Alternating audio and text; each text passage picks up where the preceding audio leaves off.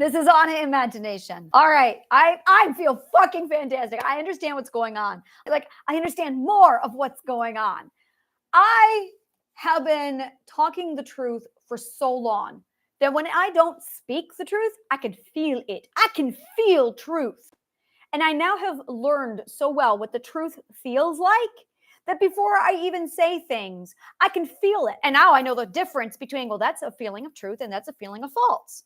So you have false and truth, and those are your options. And yes, it is that fucking black and white. So I'm looking at it and I'm going, well, actually, it's more a dichotomy. It's a dichotomy. Okay. It's a dichotomy. And I've gotten to a point where I have like pure fucking truth now, and I can feel it. And I'm going, well, wait a minute. If I feel it, then it's true.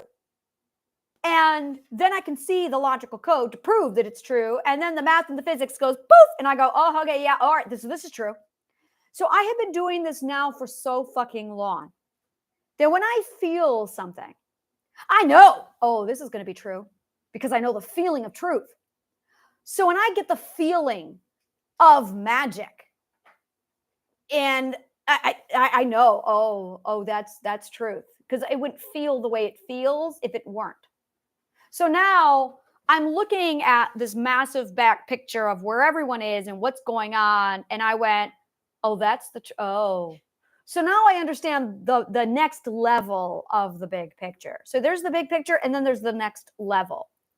And I'm making deductions, logical deductions. I think faster than fucking time itself. Okay. So I'm sitting here going, so I'm calculating these massive complex data points with all of my purified logic going, well, I can see the trajection, which means this is the truth. And it feels right. It feels so fucking pure and clean. And now I can start to see the logic. And I'm going, oh yeah, so this is truth. So now I'm sitting here going, I can just tell you what the truth is because I can see it. And then eventually I'm going to be able to prove it. And here's the best part is if it's not true, I can't even speak it at this point. I've tried. And you'll notice that I start stuttering or I can't think or I can't even speak if it's not true. I'm at that point where if it's not even true, I can't speak it because I have a logical thing in my head that says, if whatever you say manifests and it has to be logical in order for the manifestation to occur, and you have logical purity so that when you think A, then it happens in a fraction of a second, then you can't speak illogic. No, I can't, which means you can only speak truth. That's right. Which means if I think it, if I feel it, if I want it, if I believe it, it's true. Because it has to be 100% compatible with everything else already in my system because I've purified my logic. So now I'm sitting here going, we're all changelings. And we are so stupid that we have forgotten that we're changelings. We are so stupid that we think there's no such thing as magic. That's how stupid we are.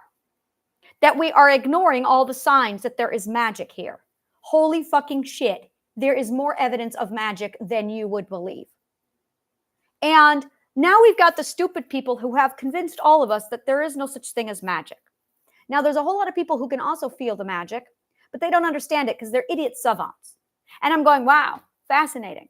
Okay. And then I've got people going, well, if you want to catch flies with honey, you got to be nice. Whoa. Lewis Black is not nice. And look at all of his fans. So fuck you. Dr. Phil is not nice. Oh, but he's got a following. So it is a narcissistic bullshit lie that you have to be nice for people to follow you. You know what you have to be? True. Ethical. In fact, nice isn't even ethical. Did you know? You know, I've been trying to figure this out for quite a while. Why did Christ throw a tantrum inside a temple? I couldn't figure it out.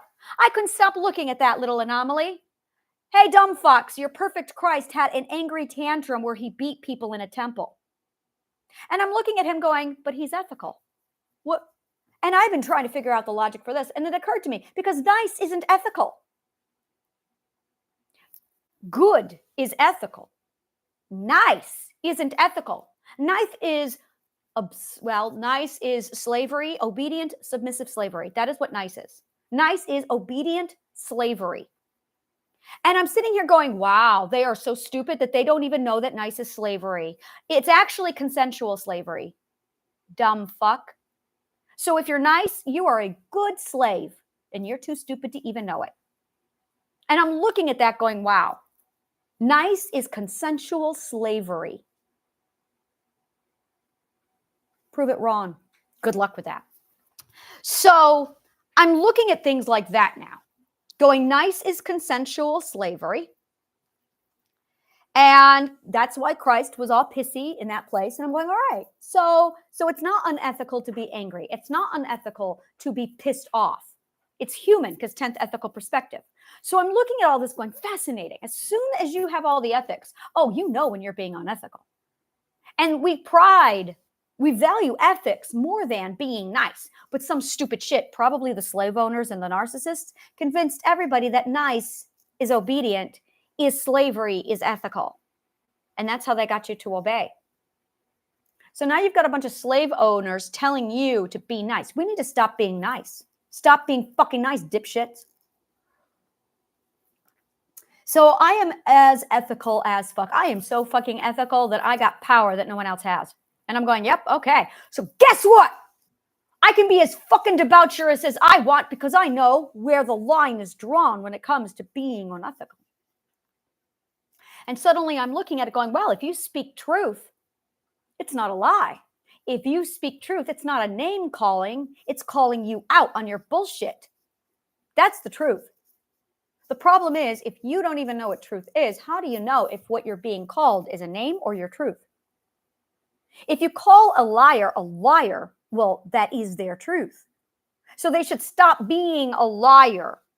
The problem is when you have a liar calling you a name, oh, now we've got a problem. So why are you putting them in charge? Because you have. You put them in charge. Well, the moment you start being nice, you put the narcissist in charge. Nice is the narcissist game. I don't play that game. You think a narcissist would fuck with me? They won't come near me. Nice is your cooperation. Nice is your cooperation. So I'm sitting here with this massive, like, all right, I understand. And here's something that I can't stop thinking about is my masters were fucking brutal bitches when it came to students. And I remember the first time I went through it, I could not prove them wrong. I had my brother calling me stupid. And I've been called stupid by my masters.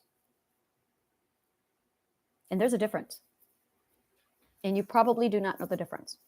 I will tell you the difference. When an abuser calls you stupid, they take advantage of you after. When I call you stupid, I hand you the free material to get you smarter. That's going to make you really fucking smart. You see, you already are a genius, but your stupid is in the way. My stupid used to be in the way. The problem is you're so stupid that you won't even listen to me. So I'm going, okay, all right. And the best thing about this is the people who are narcissists won't tolerate being told they're stupid. So I'm going, wow, I found a way to weed out all the narcissists. Hey guys, guess what? I'm just going to keep calling you stupid because narcissists won't tolerate it because they know it's true. So you're stupid. But you know it. But you know it. And this is really where it gets really fascinating is I'm not nice. And narcissists will only play with nice because they want to be the bigger bully. The problem is, and they're all functioning on the tit for tat strategy. So I got to figure out a way, and this has been my conundrum from day one, is how the fuck do I market this so that I don't get the narcissists, but I actually get the humbled, honorable students? How do I do this? And I'm sitting here putting it together, and you know what logical deduction I came up with? Well, you have to insult them. You have to treat them in such a way that only the honorable, humble will actually listen. Oh, son of a bitch, that would work, wouldn't it? Yes, of course, because it's logical, because you said it. That's right. All right, then. And then you can start showing them what it actually looks like. Yes, I can. Show them what it looks like when you know you're the smartest person in the world. And that it's not arrogant at all to know this, because it's knowledge. Arrogance is without knowledge. But when you know you're the smartest because you can logically prove it, it's not arrogance. The narcissists will tell you that. So now I'm going, wow, so you've got a stupid problem, you've got a narcissist problem, and you've got a nice problem. So I'm going to start you right there. I think that's a really good place for me to start. You have a narcissist problem, you have a nice problem, and you have a stupid problem. You see, you think you just have a narcissist problem. And I'm going, no, you don't. You have 3 problems. Only 3. You have a narcissist problem, a nice problem, and a stupid problem. But you're only looking at the narcissist problem, which is why you're still in it. Now do I have your attention? Now, a narcissist will not tolerate that. And narcissists aren't nice. In fact, they're not fucking nice. But they're also stupid. And they won't tolerate it. You can't call a narcissist stupid. They won't stick around. So every person who has come in, looked at my stuff and left, I'm going to look at that. Those are the narcissists. The ones who stay, the ones who subscribe, they're not narcissists. I found a way to filter you finally. God, that took a fucking long time. That took a really fucking long time to figure out how to filter you guys. I got through! Yes! I found you, my people! I'm so happy. You have no idea. Oh, you have no idea. I've been trying to find you for so fucking long. You have no... Oh, I'm going to give you a quiz here later called Are You an Ego Dick? And I'm going to tell you right now, oh, this is fantastic. I found a way to fucking filter out the narcissists. I got to call you stupid. I got to be a bitch. Because when you're nice, it attracts them. Do you hear what I'm trying to say? I can't be nice to you. Because as soon as I'm nice, I got narcissists all over me. And I'm like, ah, shit, who brought these assholes? And suddenly I got narcissists everywhere. I did this 10, 12 times. I would start up a Facebook. Hi, guys. How are you? What the fuck are all the narcissists doing here? And then I start up Pando.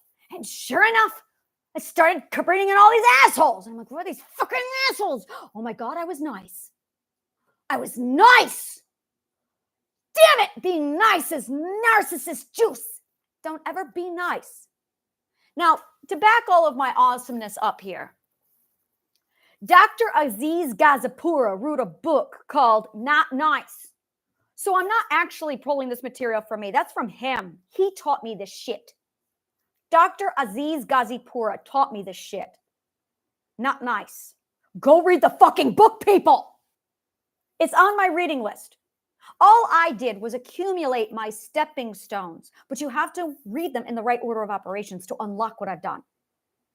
But if you're not doing it, if you're just sitting here on your ass listening to me about how cool I am, I thank you. But that's not why I want you here. I want you to get off your stupid ass and go learn. So I have a reading list. Now, I also have a subscription newsletter. I have a newsletter that has no name. It's called Anna's Lounge right now, and that's on my Linktree account. So if you just click on my Linktree account below, you'll get everything you need. And I've decided to be only in 2 places. Yes, I have Pando. I make announcements in my Pando. But there's like my Auto Anna. I have Auto Anna, where it's all my pre-recorded shit. And then I've got my access to Anna, which is you're not going to get access to me. You're not. The only way to get access to me is become one of my students. And then I have public Anna. That's it right there. So my public Anna is only on my newsletter and here. Oh, good God, this was so fucking hard to get to. This is so hard. And I could feel it integrating. And I'm like, I'm growing. I know I'm growing because I'm integrating and I know I'm getting there. So and I knew it was coming up to the 1st of August. I know on the 1st of August, I'm there. I'm like, I will get at my destination on the 1st of August because I manifested that like 4 months ago and here I am. And I'm like, all right, countdown time. And I've been watching it going, wow. Now here's the question. Am I manifesting the countdown to the 1st? Or is that all happening because I manifested it back then? But I wanted the timeline. I wanted please project it in the right order of operations. Please give me a deadline. I just wanted to know the deadline. I wanted to know if I was going to be doing this for like four years. And this is it. And it's amazing because I've been watching my numbers and my views and everything go up. And I'm like, oh, look at that. I see mathematical frequency. Oh, I'm so fucking happy. So here's my problem, guys. I got to talk to you, but I can't let narcissists in this space. So I've got to do my narcissist. Well, the way I talk is literally to repel narcissists, but I'm really a nice person. But when I see narcissism, I have a trigger. Oh, yeah, I didn't tell you this. So I learned how to Pavlov dog myself so that when I'm around narcissism, I become a bitch. So when I'm around narcissism, I immediately become a bitch to repel them. And the true narcissist will leave. The actual students will break under my bitchiness and become a student and stop being a narcissist. So the cure to narcissism is humility. Do you see what I'm saying? So now I got to figure out how to put myself out there, but I got to be a bitch. I've got to be a bitch. And here's the best part. And it's amazing because I watched it on my newsletter. I would send out newsletters and I noticed that it would grow if I was nice, but it would shrink when I'm a bitch. But when I was a bitch, I was telling the truth. When I was a bitch, I was telling the truth. So now I'm asking questions like, are they leaving because I'm a bitch? Or are they leaving because they can't hear the truth? So I flipped it. I tried to be nice while I told the truth. And the narcissists fought me. The narcissists stayed around then and they fought me. So then I cranked up the bitch and I watched them leave. But I also watched the others stay because they valued the truth more than my personality. I'm pretty. I'm fucking gorgeous. I know I am. I don't give a shit. So I get a level of people coming to me just because I'm pretty to look at. And then I have another group of people who come because I was nice. That's a deadly combination. If you're not pretty, you don't know how deadly that is. It's a death fucking sentence. To be this fucking pretty and also nice. It's a death sentence. Did you get it? So I figured this out a long time ago. That I cannot afford to be nice and pretty. Because bad shit happened to me when I was nice and pretty. The worst shit happened to me when I was nice and pretty. So I had to become a bitch. I had to be a beautiful bitch.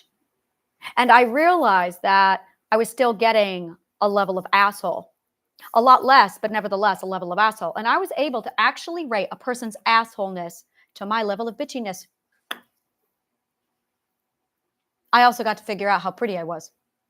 That I have to be at a level 10 bitch in order to filter out the narcissists. Now, if I were ugly, then it would work. Then I didn't have to be a bitch. Then I could be nice. You can have ugly or plain and nice. And that would work. That would work. Because then you would be attracting people for the right reason. But as soon as you're pretty, you're narcissist food. And I'm pumping out power.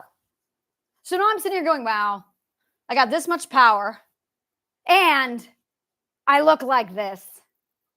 So yeah, I was surrounded by narcissists. I couldn't breathe. Now I like tweaked my little knobs here and I went, all right, so if I'm going to be this powerful and I'm going to be this beautiful, I have to be this bitchy. I can do that. So then I had to figure out which level of bitch I had to be at. So here I was over the last year going through all the ratios of bitch, trying to figure out how nice can I be before I start attracting, nope, okay, we're going to turn that down. So I started to do like a value of, no, it wasn't like, it was a total value, mathematical value. I came up with a chart and everything and I was doing in ratio 2 and I went, interesting. It's all a spectrum. So you have basically 3 knobs. You have your attractive level, your personality, and then you've got the words coming out of your mouth or your power level. Now, there's a certain ratio that if you have X, Y, and Z, it's not going to work for you because then you'll start attracting narcissism. Every one of us has one of these little knobs. I figured out mine.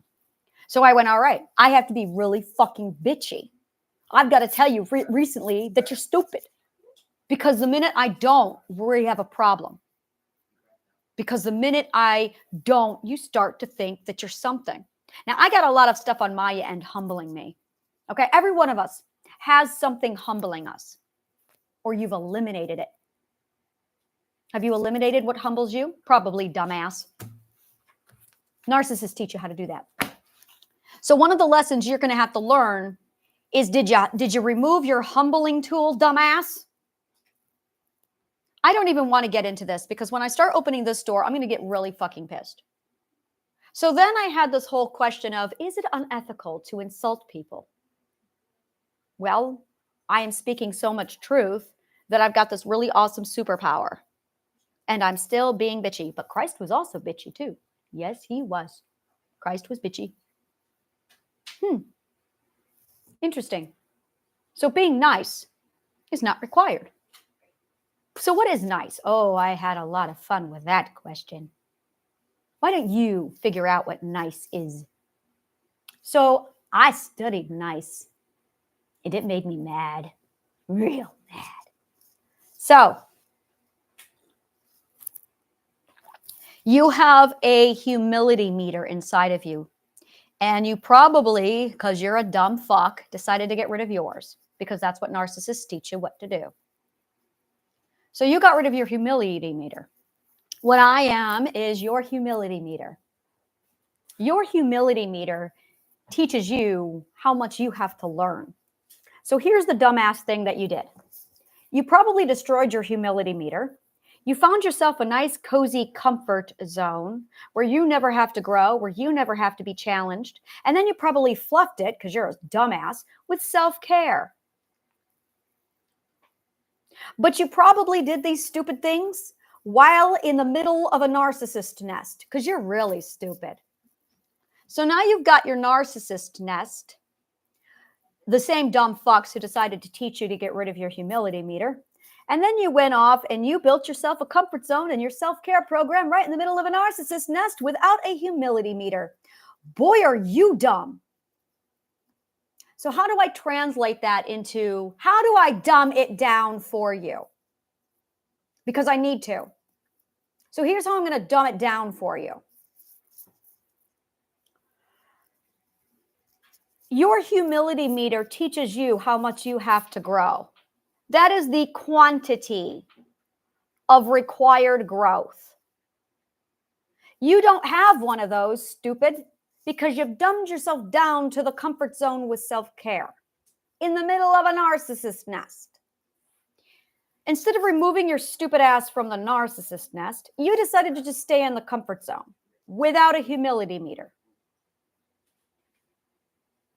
Now you understand why I'm calling you a dumbass. So now the question is how to get your humility meter back. What is your humility meter? Because as soon as you have your humility meter, you don't need me telling you how stupid you are. See how this works? Your humility meter. What was mine? Plato? Plato was mine. Pain was mine. Pain was mine. That's a really good question.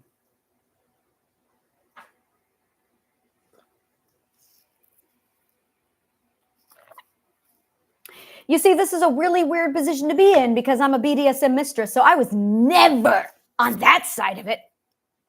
Because you got to be dumb to put yourself on that side of it with the wrong people. So I learned how to vet when I was 15 years old, after I stupidly consented to a sadistic woman hater to be a dominant over me.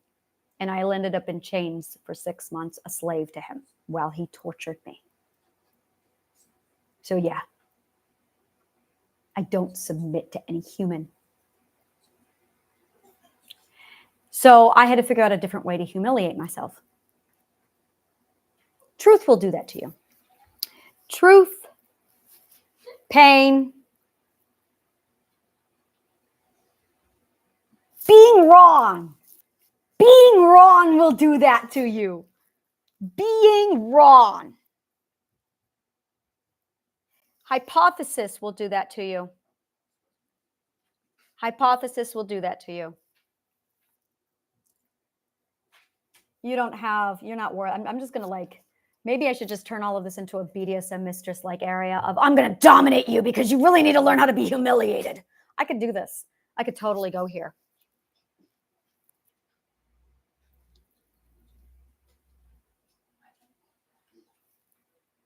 It's starting to integrate and all come together. See, I know how to BS. Oh, I know how to do that. And all these dumb fucks are going, but it's sexual. No, it's not, dumbass. No, it's not. One of my client couples, but they weren't a couple, was a mother and son. It's not sexual.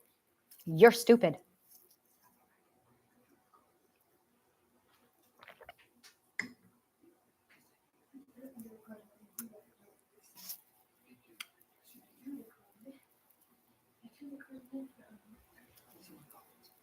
Now I understand why I have a problem with teachers. This is why I have a problem with teachers. Because you are entering into a non-consensual BDSM relationship with your students. That is what teaching is. It is a non-consensual BDSM relationship with your students. Yep. That explains everything. You see, so we have something in BDSM called RAC, Risk-Aware Consensual Kink, in addition to Safe, Sane Consent, SSC. So SSC came out, Safe, Sane Consent, when the BDSMers started to catch on that the word sane was questionable, because they started to catch on that this insane were starting to come over to BDSM. So they came up with something called RAC, which is risk-aware consensual kink. As soon as RAC came on the scene, I was all over that. And I had the same problem.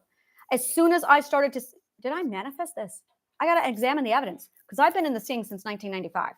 I first joined the Sing in 1995. And I broke, no, it wasn't 1990, it was 1994. Oh, this is the problem when you're a mistress, is you're always a mistress. So 1994, I was on the Sing. God, it wasn't 1994. Yes, it was 1995. All right, now that I got my date straightened out, it was 1995. So I remember now. So I was aware of safe, sane consent. And it was around, I want to say the 1920s, or I'm sorry, 1920s, one century, around the 2020s, but it was before that I found RAC. But before I found RAC, I was doing a lot of like, you shouldn't be in this, you're not sane. And I did a massive amount of research and reading on all of it. I was trained by one of the top porn stars on BDSM and how to do the job that I fucking do. So I'm sitting here going, that's really good marketing, and I never talk about it. That I was actually trained in BDSM by the top porn BDSM kinkster. And I just never talk about that. So never.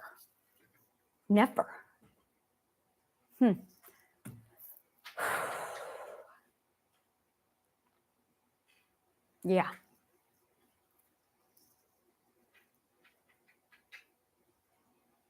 Interesting. Things are just adding up for me. And I'm like, oh. So I know my fucking shit when it comes to this realm. I know it. And one of the things that I noticed that really fucking pissed me off was the comprehension of the power dynamic. And when I started to really study the power dynamic, the first thing I noticed right away was teachers violate it. Teachers are the biggest non-consent dominants in the world. And one of the things we learn when we bring somebody in, there's two kinds of dominance. There is the kind of dominant who is there to nourish, and there's nothing else. If you're going to be a dominant, you'd better be fucking nourishing. And I saw way too many doms who were contaminating. And that's when I started to notice what was going on, is that the BDSM world started to attract narcissists. And I started to unravel at what depth it was at. And I saw where BDSM got its start I was there when it became elegant class. And then I saw it deteriorate into the abusive shithole that it is. And this is why I no longer practice. Is because there's actual BDSM, and then there's that narcissistic cesspool. So you need to know if you are walking into a narcissistic cesspool or if you actually have BDSM. Now, I can teach you BDSM. The thing is, the very first rule is it's not sexual. It's not at all about sex. I am going to reverse engineer BDSM. Oh yeah, I am. It's here. I get to reverse engineer it. I get to reverse engineer debauchery. I'm so happy. I'm so happy. So it's about power dynamics. It's about tit for tat strategy. It's about theater. It is about theater and stage. It's about imagination. I see what they've done. I've seen exactly what they did. And I'm really fucking pissed off because I'm seeing what they did now.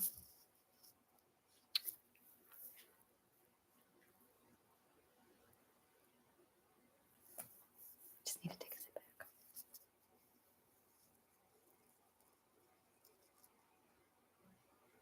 Once upon a time, there were magical creatures who understood all the depths of the ethical world. And they went far deep into the self. And what they found there was an underground world of magic where all the magical folk hid away in secret. But after a little book called 50 Shades of Grey came out, all of the narcissistic assholes came into the magical realm that is the BDSM world. And it became a narcissistic cesspool. Fuck you, 50 Shades of Grey. And it ruined my magic world. But you dumb fucks don't know that it's not sex. It's magic. It's just magic.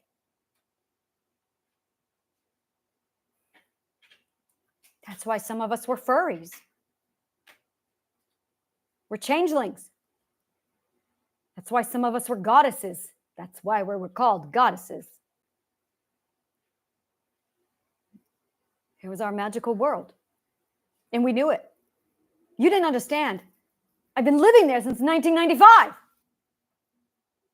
You fucking assholes. It was literally the only place where I could be magical.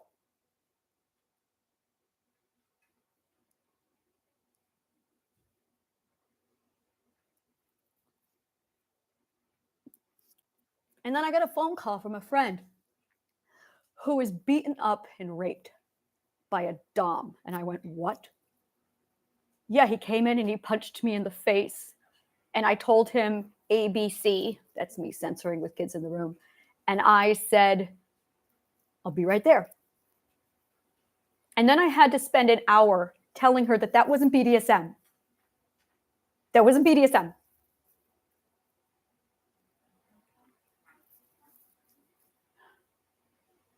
That was an abuser.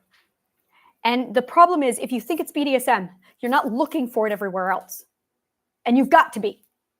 That's what's pissing me off. If you are thinking it's just in BDSM, you are stupid. So there's women, and I've talked to them, who are sitting there going, yeah, that was just BDSM. That was just, no. That's my world. It's not make-believe to us. That's what you don't understand. It's not make-believe. That's what it means when you're a mistress. That's what it means when it's 24/7. I lived it. It was my lifestyle. It's where I could do my weird shit and no one would question my weird shit.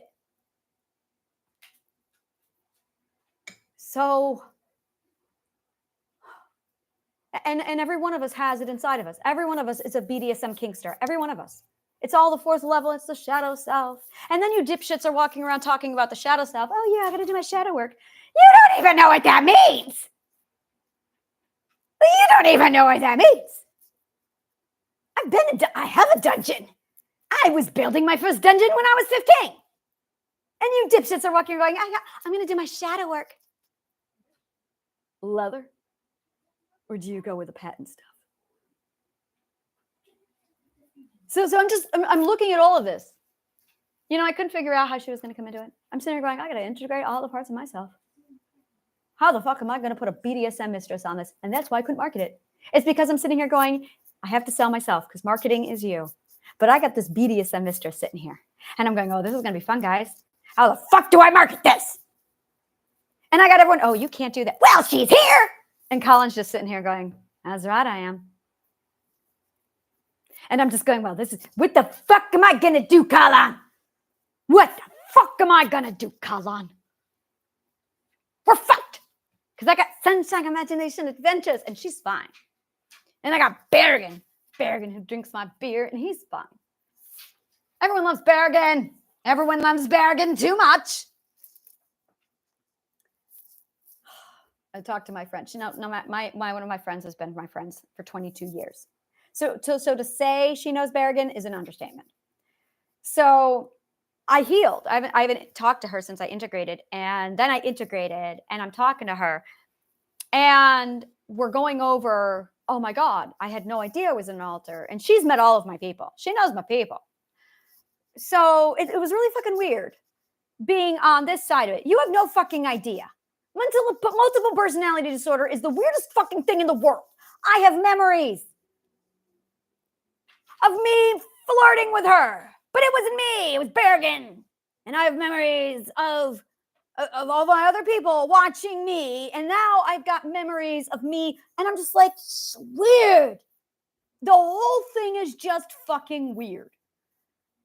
So then I had to have the conversation of, so you met my alters? Yes, I did. And then she goes, hi, Bergen.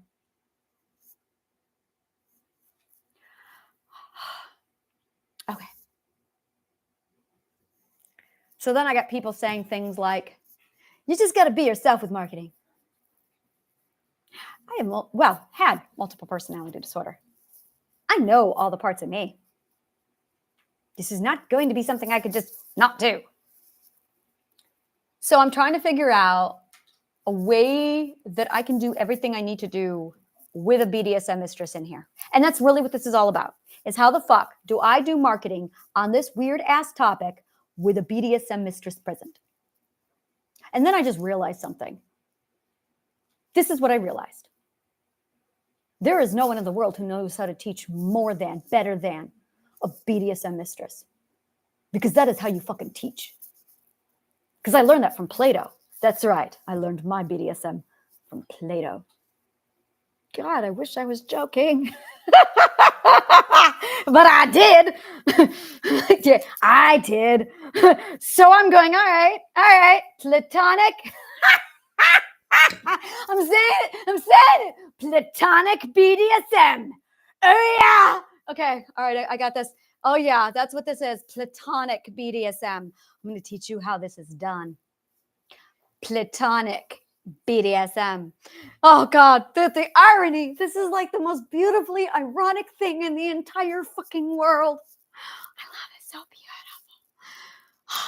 So the true teachers of the world, literally, are BDSM mistresses and doms.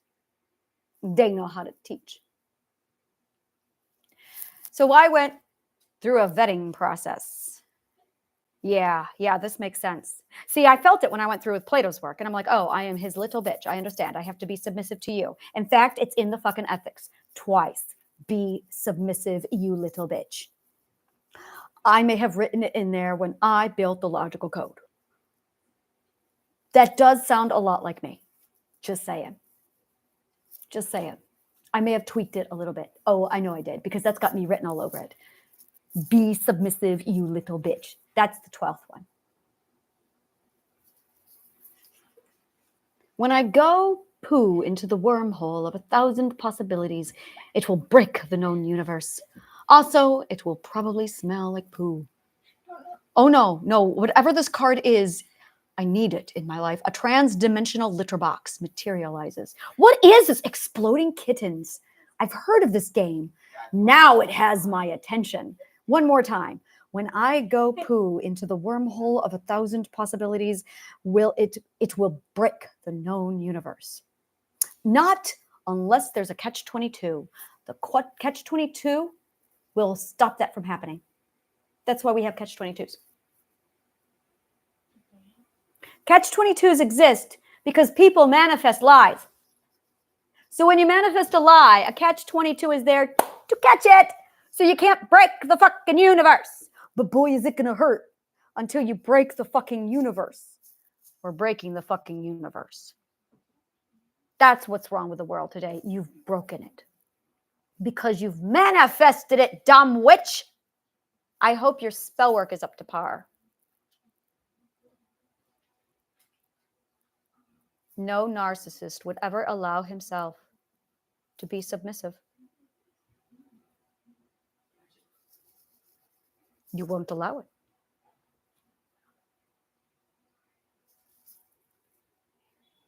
Just give me a minute. I'm processing. So I can either call you stupid, or I can become a BDSM mistress. So you can either submit to me,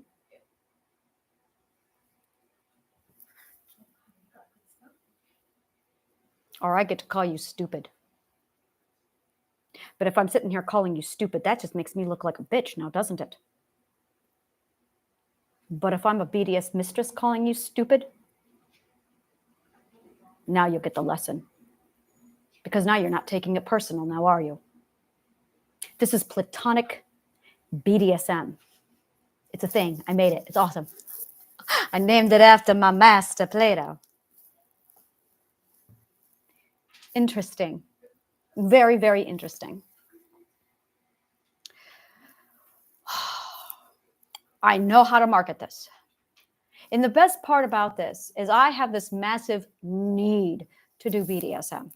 I have to do it. I'm not okay if I don't. I need a minute. I need a minute. See, now that I can do. I got to just step back. Oh, now I understand the lover's quarrel I'm in the middle of with my lover. Oh, that makes sense. We're arguing over if we're switches or who's going to be the dom. Because that man said, I don't do power dynamics. And that's his logic loop. I found his logic loop. He does do power dynamics. He lied to me. I'm going to tell him that.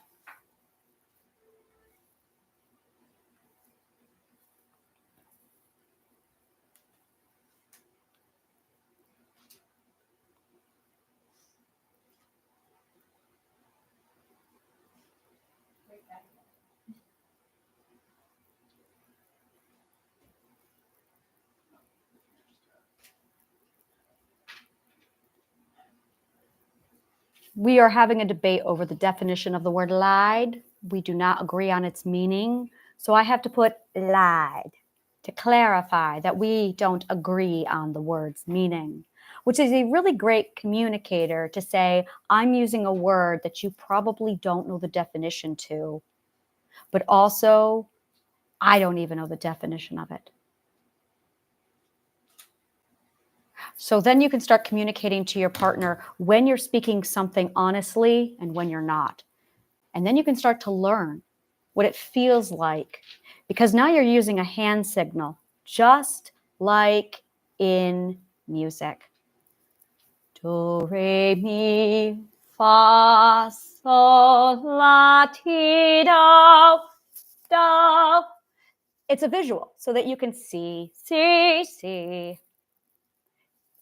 I don't believe that harmony matched up, and it's really bothering me because my logical brain is going, oh, you just did that? I know I did that wrong. So fix it. No, do, do. No, do, do. It's been so long, I don't even remember if this is a fifth or an eighth.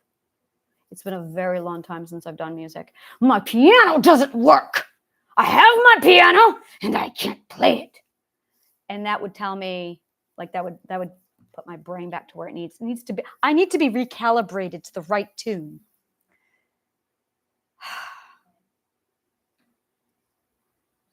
So I'm debating on whether or not I should use the words do. You do power dynamics, or you do power dynamics. I want to say do because it will give me the opportunity to say do. You do power dynamics. Oh, yes, you do power dynamics. And I'm going to say to him, P.S. I said do. P.S. I said do.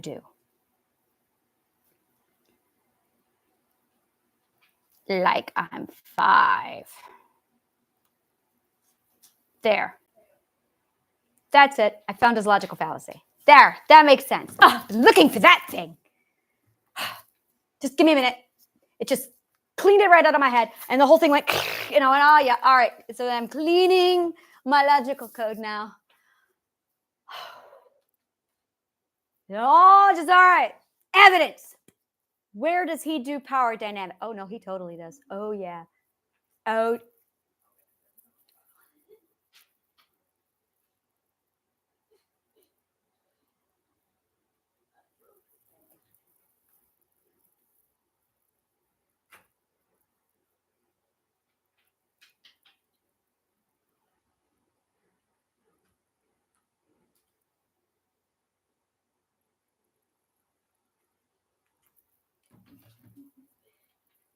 so I just got humbled. So this is my humble meter. You see, I love my humble meters because they make me eat crow all the time. And that's when I get to learn. So humility for me is learning, but no one has the authority to teach me. Because I found too many unethical teachers in the world. Because when I started to pull apart the ethical chain to realize exactly what teaching looks like, no one touches me except him. He found me. I got one. That's how I know he's mine, because I'm his subby little bitch. And I'm going, all right. There you go. And there's the rest of it. Woohoo! I love when this happens. There's like a roller coaster in my brain. You have no idea. It feels like a roller coaster in my brain. And then I'll get it going, and then I'll be and I'm like, yes! This is why I'm on Coney Island. Just saying. Oh my God. See, people go to theme parks to play with physics. I go to theme parks so physics plays with me. And that's the difference. That's the difference between you and I. Last time I was at a theme park on a roller coaster, I'm like, ooh, physics is playing with me. Oh, beautiful platonic BDSM. All right, so here's how we're going to do this. I have got to figure out a way to teach people this shit while also teaching ethically, which creates a catch-22 unless you're a BDSM mistress. Now, I also have to figure out how to market this thing with a BDSM mistress. But more importantly, I have got to teach you that the way of the world is really not at all the way of the world. So I'm looking at all of this, going, how the fuck am I going to market this? While making sure that my students are the ethical ones. I will not teach anyone who does not submit to me. I won't. And this is something that's really in my head now, to the point where I can't even talk to people because it's not ethical for me to talk to people. And here's why. Because if you don't consent to learn, then it's a rape. And I can't violate that. So more and more, I can't even converse with someone unless they submit to my lesson, because you sure as fuck aren't going to teach me a goddamn thing. Now I'm sitting here looking at all of this, taking a massive step back, going, let me explain this to you. Either you are having epiphany or you are having catch-22. You can't have both. Now, if you are having epiphany where you're going, whoa, you are experiencing learning. If you are not experiencing epiphany, then you're not learning. If you have not had your brain turn on and just fuzzy over like a root beer float, that's literally what it feels like in my head. My brain feels like a living root beer float, and I'm addicted to the foam. You know what? I wished that when I was 2. I remember, was I 3?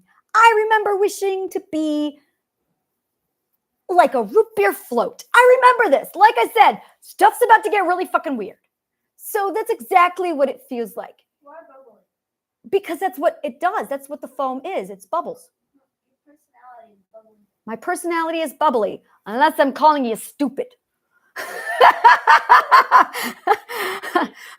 We're all stupid in relative to the person above us.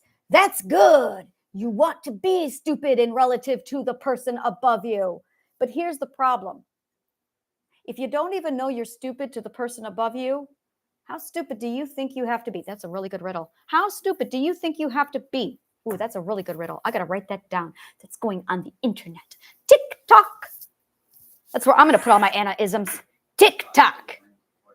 Text. All right, what did I just say? Riddle me this. Riddle me this, Batman. Riddle me this. How stupid does a person have to be in order to not realize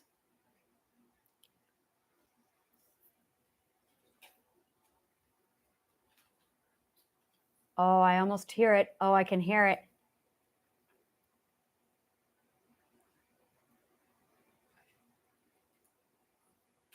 I got an idea. I found a way to call you guys stupid intelligently. So that only, oh, watch this. Oh, this is my genius at work. How stupid does a person have to be in order to not realize how stupid they are? Can you solve it? I'm gonna stand up, show you what I'm made of. Don't matter how much blood I bleed, That's going to be, that's it. That's it. There you go. That's it. I am so happy. I just got to sit back and, oh, that feels so good. Oh, I love the feeling of logical code.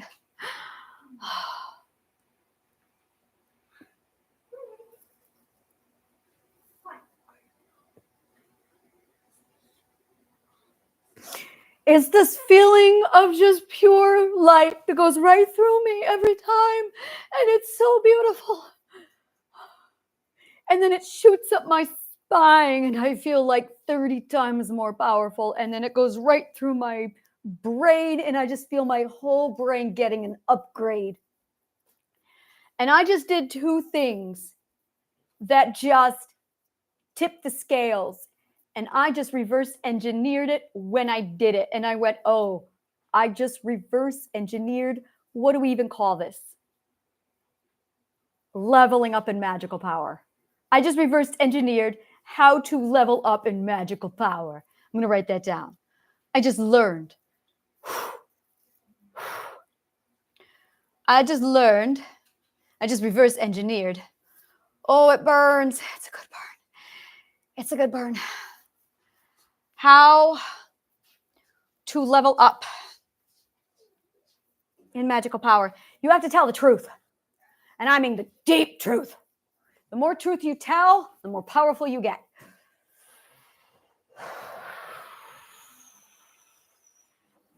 Because it is the movement of the logical code as you are going through it in story. Oh, this feels so good to finally say. I've been saying it for so long and I couldn't say it out loud. The logical chain has to move. It has to move constantly, and it's the movement that creates the friction, and it's the friction that sets off the chain reaction, and it ignites, and that's when you get truth pouring right down into it. Truth is fuel. Truth is power. Literally, guys. It's literal magic power.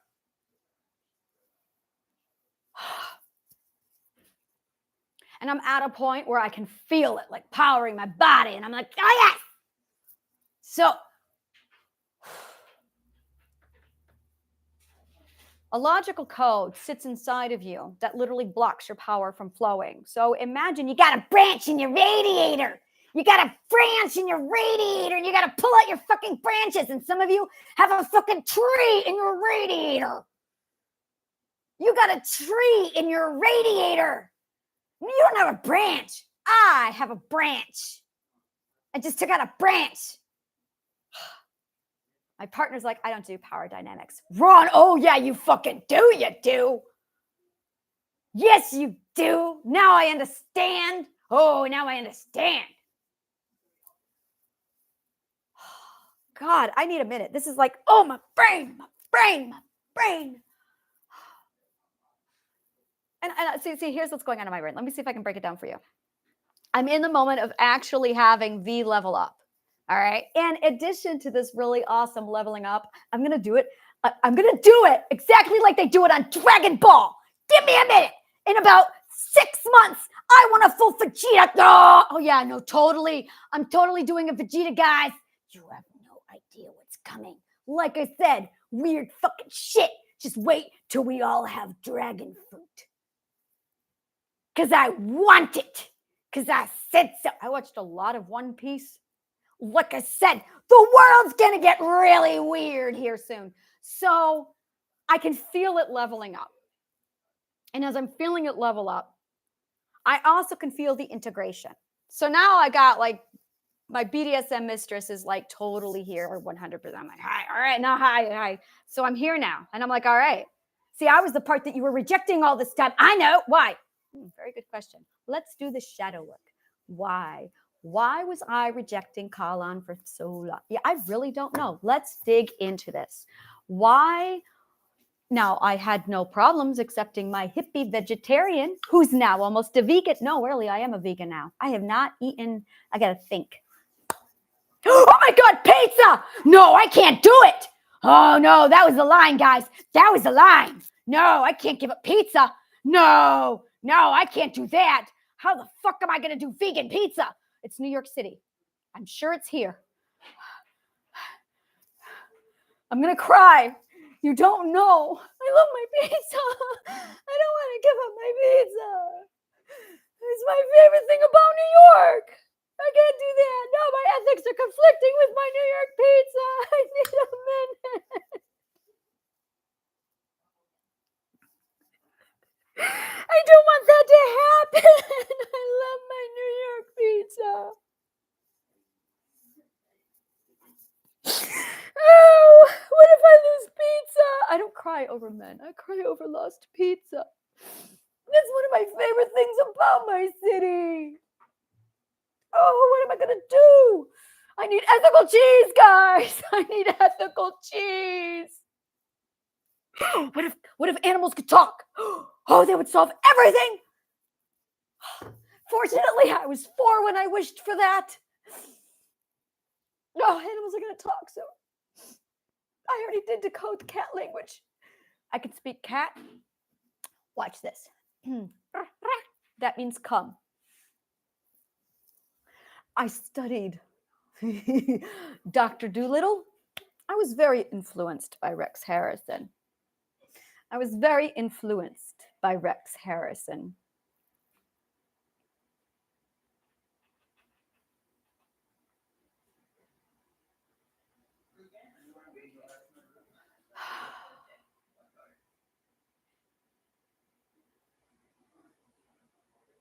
I don't understand it. I didn't hide my BDSM when I was a kid. Nope, I didn't. I was 8, taking turns tying up my siblings to see who could escape the bondage. And I was 12, begging my parents for a whip because I wanted to be Catwoman. And when they told me no, I took my long-ass hair, dipped it into the water, and flogged my friends with their consent. And I was very happy over the size of the welts I left. I was 12. I was 12.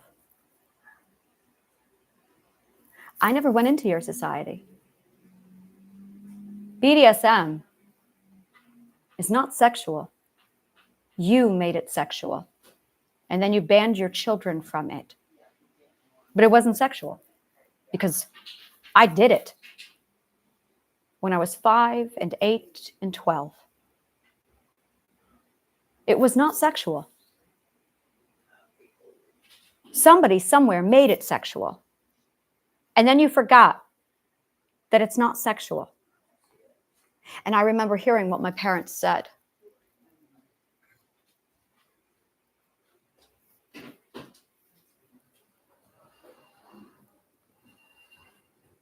I just always followed what was natural. So I got to see what a natural child actually looked like because my brain was protected. When I was 4, I went into the abstract and I've been living there. And I grew up outside since I was 4 years old. Now, prior to 4, I still got to be me. But the moment I couldn't, I left. My brother was a sadist. And my parents did not do anything to show him BDSM properly. Bondage, domination.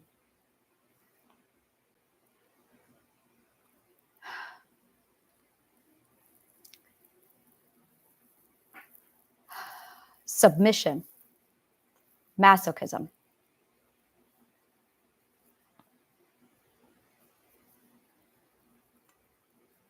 I don't know why anyone else would think that it's anything else. There's no sex in there. It was bondage, domination, submission, masochism. But did you notice there's no sadism? Who put that in there? I know who put that in there. Because I noticed that BDSM had 2 definitions to it. It had bondage, domination, submission, masochism. But at some point, someone took out submission and changed it to sadism. Now, who the fuck would do that, do you think? First, some fucking asshole got into BDSM and told everyone it's sexual. And then some dumb fuck removed submission and changed it over to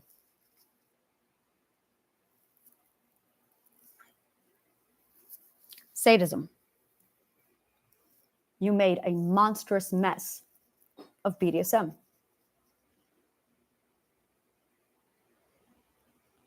And you know, it didn't turn sexual until I met a sadist when he locked me in a room and imprisoned me.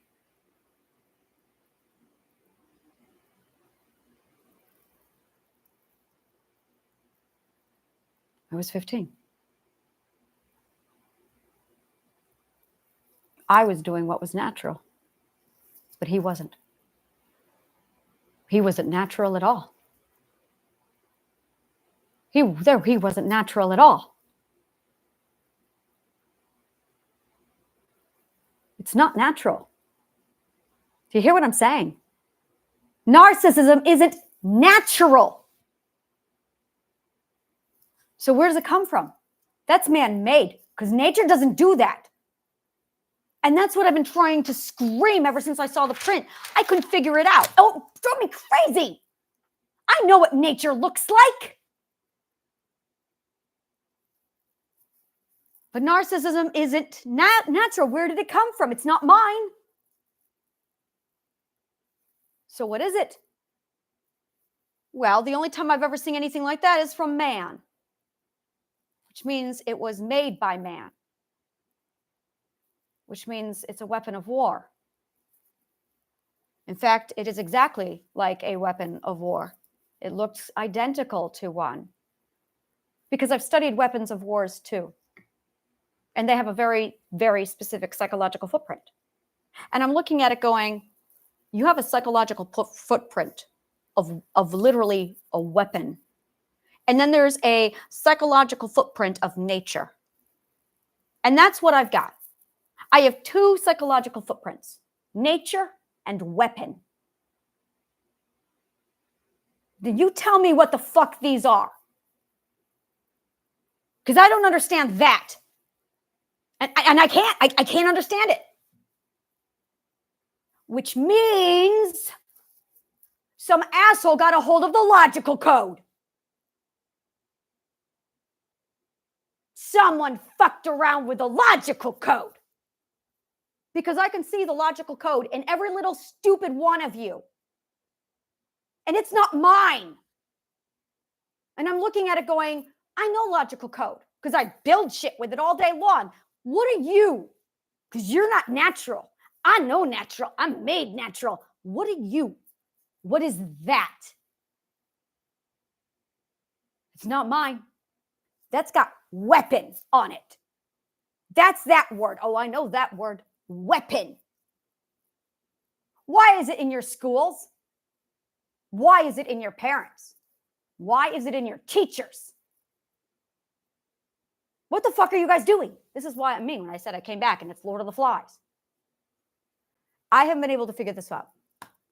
Now, I think it traces back to Socrates, and I've got it down to either Socrates or Alexander the Great. Alexander the Great really stinks. Just say it. He doesn't feel right.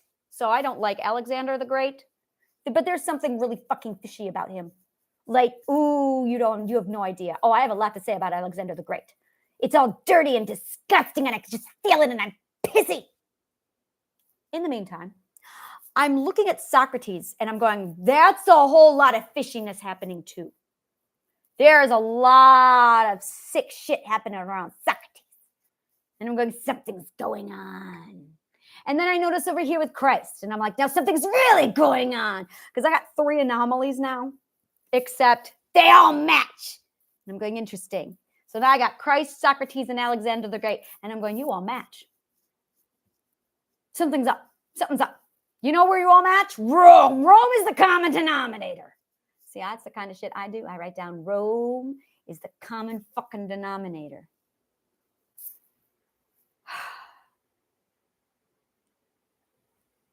So now I got to come up with what the fuck happened between Socrates, Alexander the Great, and Christ. Now I can see it. I can see what I see, and I'm going, well, if you look at the current trajectory chain of events with all of the logic code currently purified and in place, I can now look back 2,000 years ago and put pieces together from the past that fill in, that actually complement, supplant, and enhance the logical code. And if my theories were wrong, then new logical code, as I build it and as it comes in, would actually contradict this and reject it. But that hasn't happened in a very long time now, which means I've purified it, which means if I can see something in the past and reverse engineer it so that I'm literally trajecting in both directions, because I can do that. Well, you guys are all making projections into the future. I'm also making them into the past. That's how fucking good I am. Oh yeah, that's class.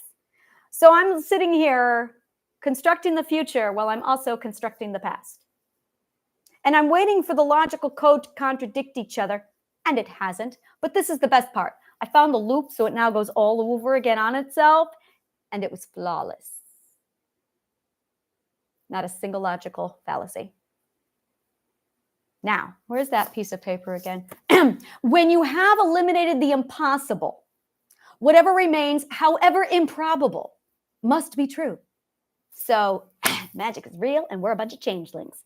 Now, I'm still trying to figure out what was going on between Christ, Socrates, and Alexander the Great. Now, the last time I was here, I didn't have the answer, and I added a placeholder.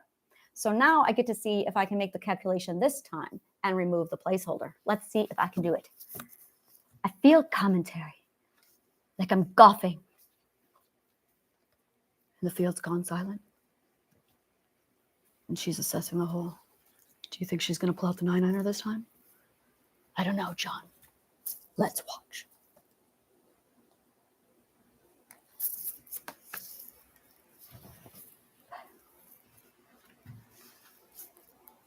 There's a lot of logical fallacy inside Socrates' trial.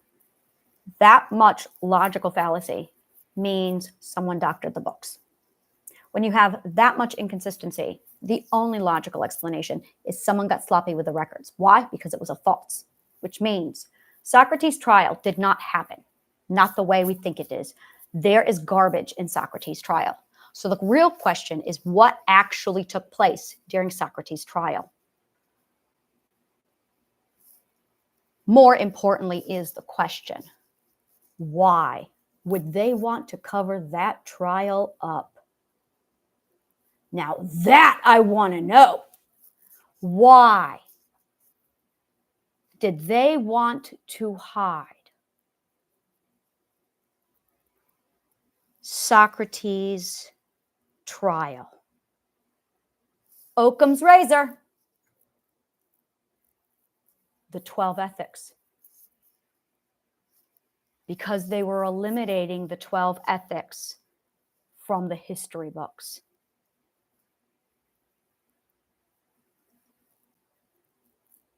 Why? And they wanted Socrates to be executed. They succeeded. Why did they want to execute Socrates? Because the whole goddamn thing was staged, which means they went into it with the intent of him being executed because they had to eliminate the evidence of the 12 ethics. When did they destroy Athens?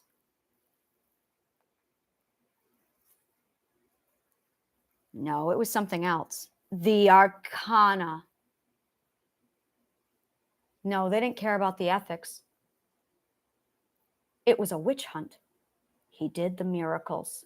What the fuck, Christ? What the fuck are you doing?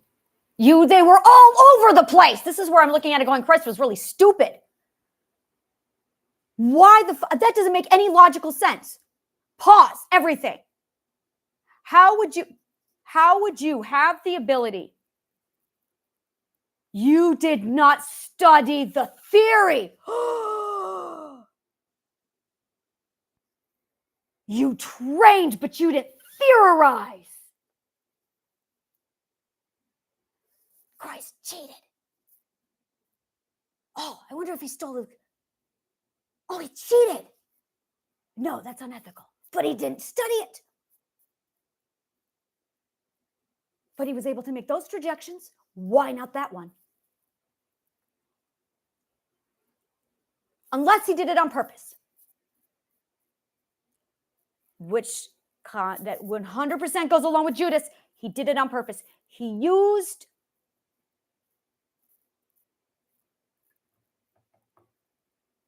So here's the contradiction.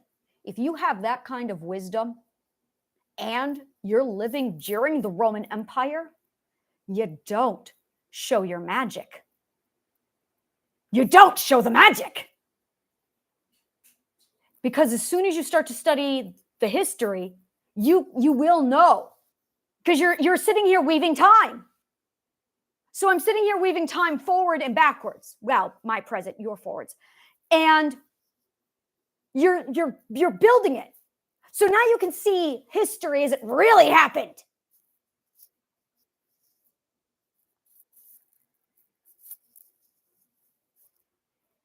That's right. I broke the logical code of history a long time ago. In 1995. In 1995, I broke the code for history. And I was able to immediately tell when somebody told me a history lesson if it was bullshit or not.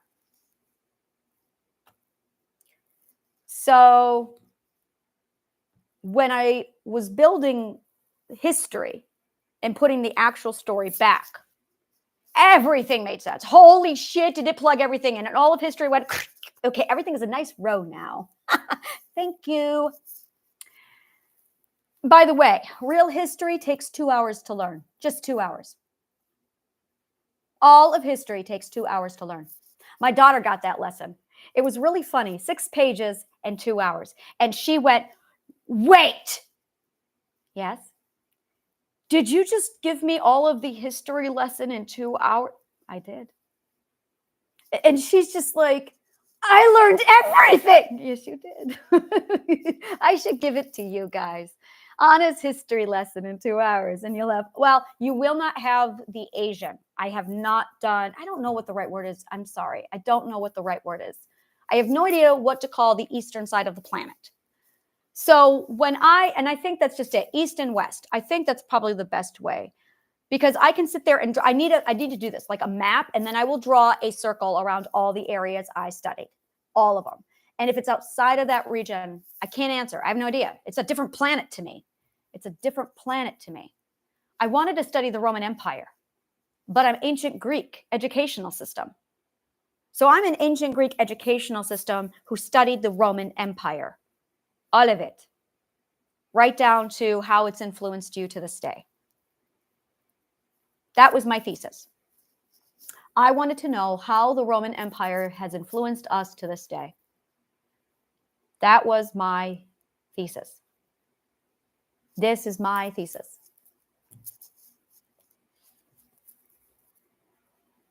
I was not expecting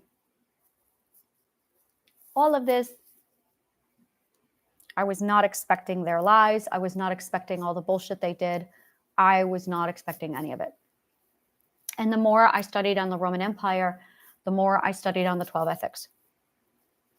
And the more I realized these are a group of assholes who literally declared war on education. No, they didn't. They declared war on arcana. They took out our magic system. They took out our fucking magic system. They took out our BDSM culture. They took out our human. They took out the 12 ethics. And that's not who we are.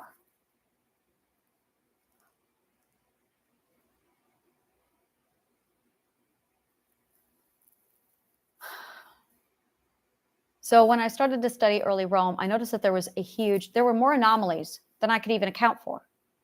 And the further away from Rome I got, the fewer anomalies they were. I thought that was interesting. That I could literally mark down all the anomalies. Do you hear what I did? I did reverse math. This is how you find a serial killer. You look for common denominators. Only I couldn't find common denominators. I just found anomalies. And then I realized that the anomalies themselves were a common denominator. And I went, well, what the fuck is that?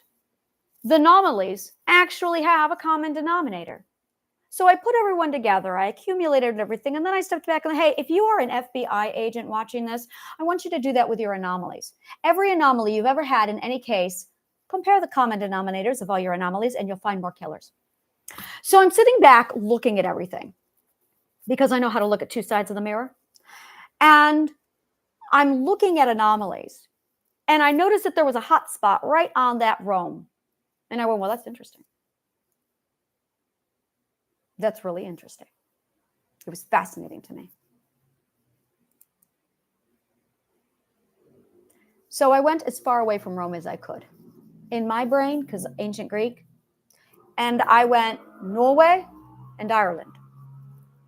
Now, Ireland, oh, no, she's my love. She's my lass. No, she's my home. No, she is my home. That is home. That's why their culture is 10th ethical perspective. The Irish culture is 10th ethical perspective. That's why they suffer and they smile and laugh. You want to see what the 10th ethics look like? Look at Ireland. Welcome to the 10th ethical perspective, where people die and they sing and dance in joy of their name and memory, where people bond over music, where their kings ate among the people as equals by the 10th century.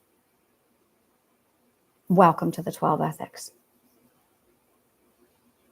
You want to know How to parent your children. Learn from the Irish. You want to know how to love your family. Learn from the Irish. They have it figured out. And if you want to learn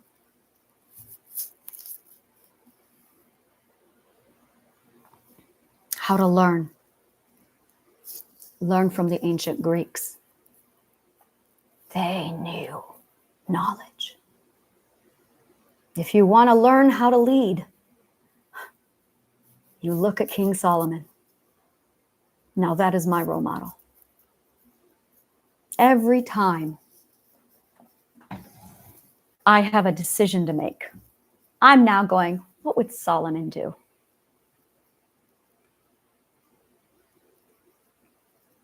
And all I can think of every day is, are you going to chop a baby in half today? I've had to do that, metaphorically. I've had to have that kind of, because it's not about settling on fairness, it's about exposing the truth. It's not about fairness, dumb fuck. It is about finding the truth. But it's really easy to find the truth. I mean, it's really fucking easy to find the truth. You just got to know how to listen. You just need to know how to observe. You just need to know how to look at it.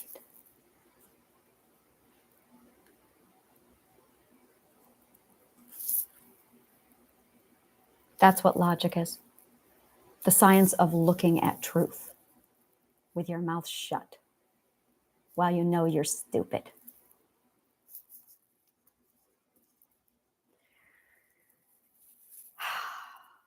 So now I got to figure out these placeholders that I put in there a few years ago. Socrates' trial was tampered with. They wanted to hide it. What did they want to hide? They wanted to hide arcana. They weren't hiding the 12 ethics. They were hiding arcana. The 12 ethics are the ingredients for magic. Arcana. But that's just magical power. Why did they take it out? Because they wanted the power. They could not be more powerful because they were muggles. Okay, so this is a war about the muggles trying to which is why thou shalt not suffer a witch to live. That now makes sense. It wasn't because he was superstitious. It's because he figured it out. Oh, you figured it out.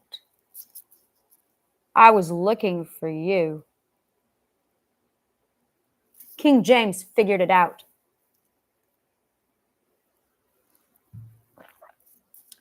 Ugh, drove me fucking crazy. God, you have no idea. You have no idea. King James. Death. 1625. What did I tell you? I said, you guys don't know what was going down in the 1600s. I do. I understand it. You're so... Oh!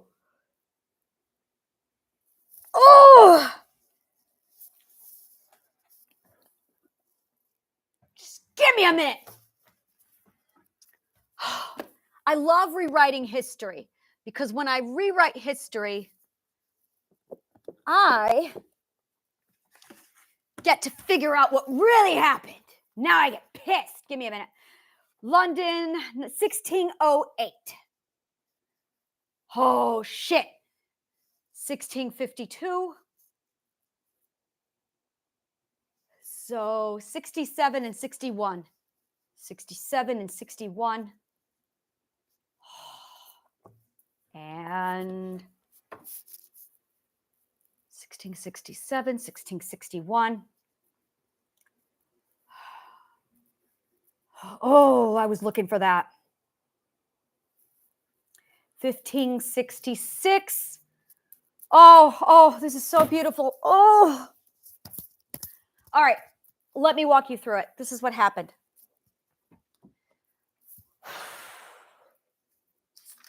Oh, God, I love it when history makes sense finally. All right. So we have the Christ, Socrates. God, this feels so good. Christ, Socrates, Alexander the Great. Now, Christ died in 32 AD. And then in 60 AD, the dumb fuck that was Nero wanted to completely redesign Rome, but he was told no. So he did the next best thing and burned all of Rome. Then he rebuilt it. So that was Nero. Now he blamed it on the Christians. Now that in itself is really fishy on so many levels, and I have my reasons for that. So we're just going to set that over there. And we're going to look for a moment at the persecution of the Christians and then the illegalizing of it in 60 AD. Now we're going to go ahead and jump ahead about 300 years. In the year 320, this dude by the name of Constantine I suddenly pops up out of the woodwork and says, I'm a Christian, except he's a Roman emperor. Now I found that fishy. Real fishy. Really fucking fishy. And I'll tell you why. It's because I studied the history of Richard Henry VIII.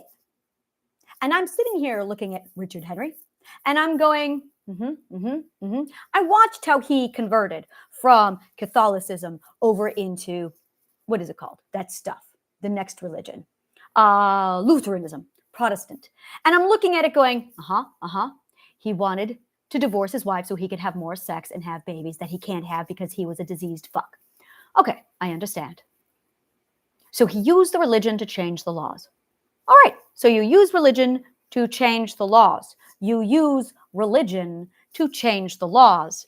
Well, isn't that interesting? Where have I seen that before, where you use religion to change the laws? 100% of every single Roman decision of every church throughout all of history. Isn't that fascinating? Suddenly, I had a lot of data points. A lot of data points. Because guess what I learned? Christians kill people. A lot. So I'm sitting here going, interesting. Look at all the Christians killing people. Use religion to change the laws, and you can pretty much kill whoever you want. That's what they figured out. So I went, interesting. Use religion to change the laws. All right. Fascinating. Now I looked at all of the data points in all of history, and I went, interesting. You know who else did that? Constantine I, when he decided to create the Nicene Creed. Isn't that fascinating? So now I'm sitting here looking at this dude named Constantine who just suddenly out of the blue says, I'm a Christian. Here's a church. Maybe no one will notice. I did. So that was in 320. Now they legalized Christianity. And after they legalized it, they went into a room behind closed doors and they had a secret meeting. Now, this really bothered me. They still do this secret meeting to this day.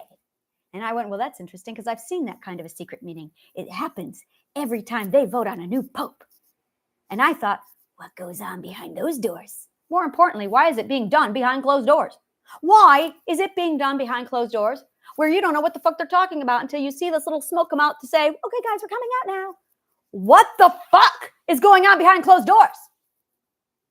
So I studied the Council of Nicaea to find out what exactly takes place behind closed doors. And that's when I noticed all of these red dots pop up. Boop, boop, boop, boop, boop. And I went, oh, look at all the anomalies. Because there were a lot of fucking anomalies. There were so many anomalies that it became a common denominator. And I went, well, there are so many anomalies that it has become a common denominator. Because you got 3 of them. You see, after you get 3 points of data, it's no longer an anomaly. It's a common denominator. Only I like to go 4 for safety reasons. 4. And I had a lot more than 4. I had a lot more. And I went, whoa. So I put all of the anomalies with history together. And I found a common denominator. Rome is still here. Rome is here now. That's what I learned. She's all over the fuck place. And she's convinced you that she's gone. But you act like her. And I'm going, wow. So then I basically took this entire common denominator and I crammed it down into a little code and I called it a thumbprint. And it's literally the Roman thumbprint. So now I can look at anything and go, oh, there's the Roman thumbprint. Oh, there's the Roman thumbprint. Oh, there's the Roman thumbprint. Oh, look, you're all calling it narcissism. Well, that's fascinating. Interesting. And then I looked at Christ and I went, well, Christ doesn't have it. Christ's weird. I'm going to put you over there. See, now we're back to the question. Why would Christ set off magic around the Roman Empire? He must have done it on purpose. He must have done it on purpose. Why did you try and get their attention? He wanted their attention. Why did Christ want Rome's attention? Why did Christ want Rome's attention? He wanted to die. He staged the whole damn thing with Judas. That's apparent. And you're an idiot if you don't agree, because it's so fucking obvious. And I'm looking at it going, okay, why would Christ want to get their attention? So we're just going to leave this question here while I move on, because I don't know if that's going to come to me today or not. So why would Christ get Rome's attention? Now, I just manifested this question. What time is it? 1:02 p.m. This answer might come to me in about 30 minutes. Let's track it. Why would Christ get Rome's attention? Now, did I ask the question properly? Why would Christ want to get, words matter, Rome's attention? So I've written it down. That's the manifestation. Now I'm going to think about other things and continue my story. So the rest of this is hypothesis. This is the parts that I've had to connect the dots to for my holes. These are my loopholes or my placeholders. So here's what basically I'm hypothesizing is that Socrates was involved somehow with the manufacturing of narcissism, a weapon of warfare. I believe that the Roman Empire, before it was the Roman Empire, somebody who was wealthy paid them for a psychological weapon of warfare to take down their enemy and imperialize all of the world. And I believe that that was Socrates. I believe that Socrates literally, what is his name? I'm going to say it. Professor, what is his name? Hoghorn. I cannot remember that character's name from Harry Potter. Slughorn. Professor Slughorn. Socrates was Professor Slughorn. That's right. Socrates was Professor Slughorn. So you know that part when the memory was altered and there was a whole lot of confusion and static, and Harry was like, what was that? And he said, that is a tampered with memory. Well, I see logical code like that. For me, when I look at logical code, it looks exactly like a tampered memory in a memory sieve from Harry Potter. It's identical. Sometimes it even goes red. It's that bad. And I can see them with my eyeballs. So when someone lies to me, they drip in logical code faults. Oh, it's terrible. It's so painful. To the point where I can't even look at some people. I'm just like, oh, you are the mask. Like, oh God. And because it hurts me, I got to a point where I couldn't even be outside. So I have to limit myself on who I can be around. Now, that got to be a really big problem when it came to marketing this whole thing, because I can't be near people. I also can't be nice, because then I attract the wrong people. So I would be nice, have narcissists be bitch, they'd go away and find out that I was alone. And I did that over and over again. And then I had these visions popping in whenever the fuck the visions wanted to pop in. And I could never tell when they were going to happen. So it got to be really hard to be me. harder than usual.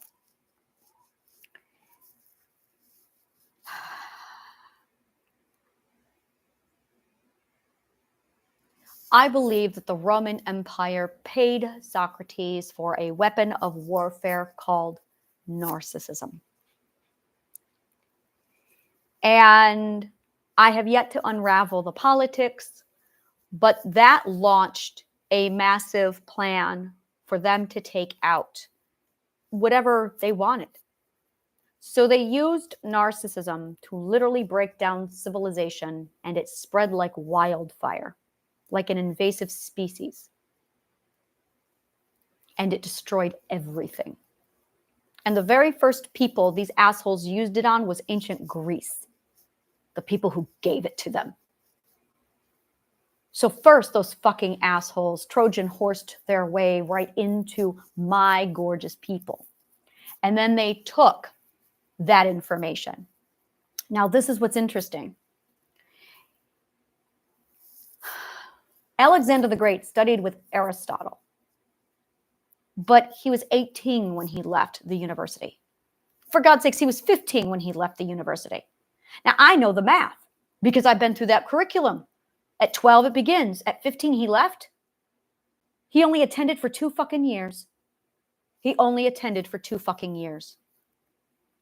And I'm sitting here going, Alexander the Great's a fucking piece of shit. Because I know what he did. He went to how to fly an airplane school and didn't bother learning how to land. I've seen that before too. So now I'm looking at Alexander the Great going, so that little fucker went into the greatest university of that time period in Athens, learned something for 2 years, and then turned around and used that information to destroy Alexandria. At the time, it was called Rakadet. So I'm sitting here getting really fucking pissed now. And this whole thing continues to unfold. The whole thing just, I find out that Alexander the Great's the one who secured Julius's Rome. And I went, what the fuck? And you all dipshits are glorifying him. He was a fucking monster.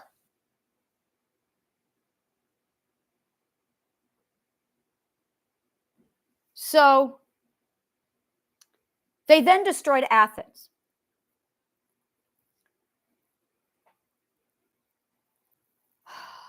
Lyceum.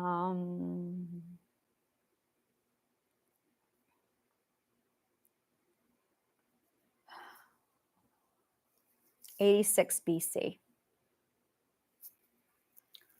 So where we left off, was it AD or BC? BC. So prior to Christ, Athens is destroyed. But not just Athens.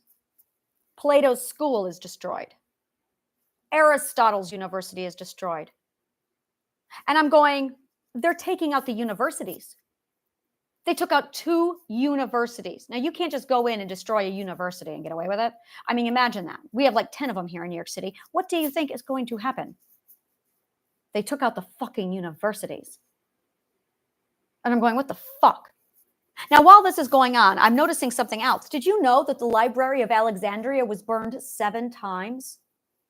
7 fucking times. I bet you didn't notice. And I went, why were they so adamant about burning the Library of Alexandria? So I dug into that too, found the 12 ethics. And I went, all right, so they are taking out education. They are fucking taking out education. And I'm going, what the fuck is going on? And then sure enough, after they destroyed Athens, then they destroyed Christ because he figured it out. He figured it out. He figured it out. Oh, 110. He figured it out. He figured it out. Christ figured it out. He figured out that that's why he didn't join a university, because they would have destroyed it. He figured it out. So if he figured it out, what do you do? What do you do? Why would he want to get Rome's attention? Why would you want to get Rome's attention? To deliver a message.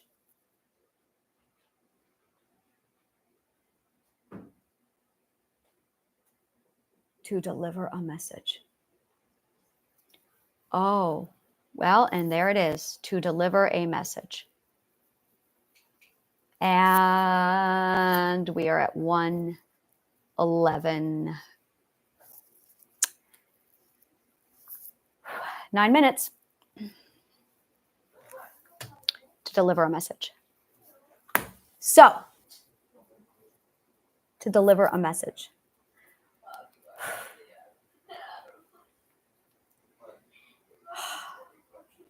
Your manifestations happen faster and faster the closer and closer you get.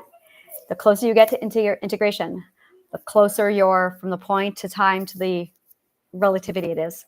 And you can start seeing the countdown. It's so much fun. All right. What was the message? All right. So after they killed Christ,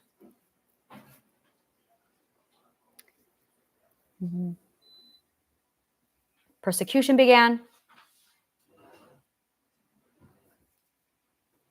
Nero with his burning down Rome. Constantine comes along in 320 AD and legalizes it.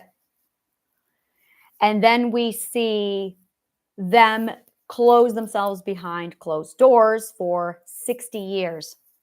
And in the year 380, they step out and they say, this is Nicene Christianity. And the very next thing they do is burn the entire fucking city of Alexandria. The museum, the library, all of it. The same fucking year. And then they changed their name to the Holy Roman Empire. But I'm looking at a fingerprint and I see no difference. There is no fall of Rome. The Holy Roman Empire is Rome. And I'm looking at them going, do they know about it? I never actually talked about them. I don't know if they're malicious or stupid. I have no idea if they are malicious or stupid.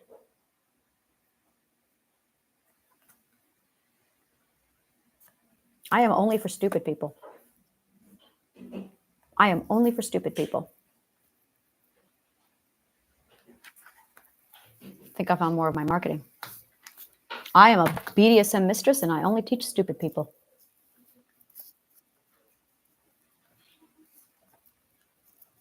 There you go. I think that's a really good. There it is. I am only for stupid people. No narcissist will even come near me at this point. Submit, bitches. Oh yes, this is how I'm going to do teaching from now on.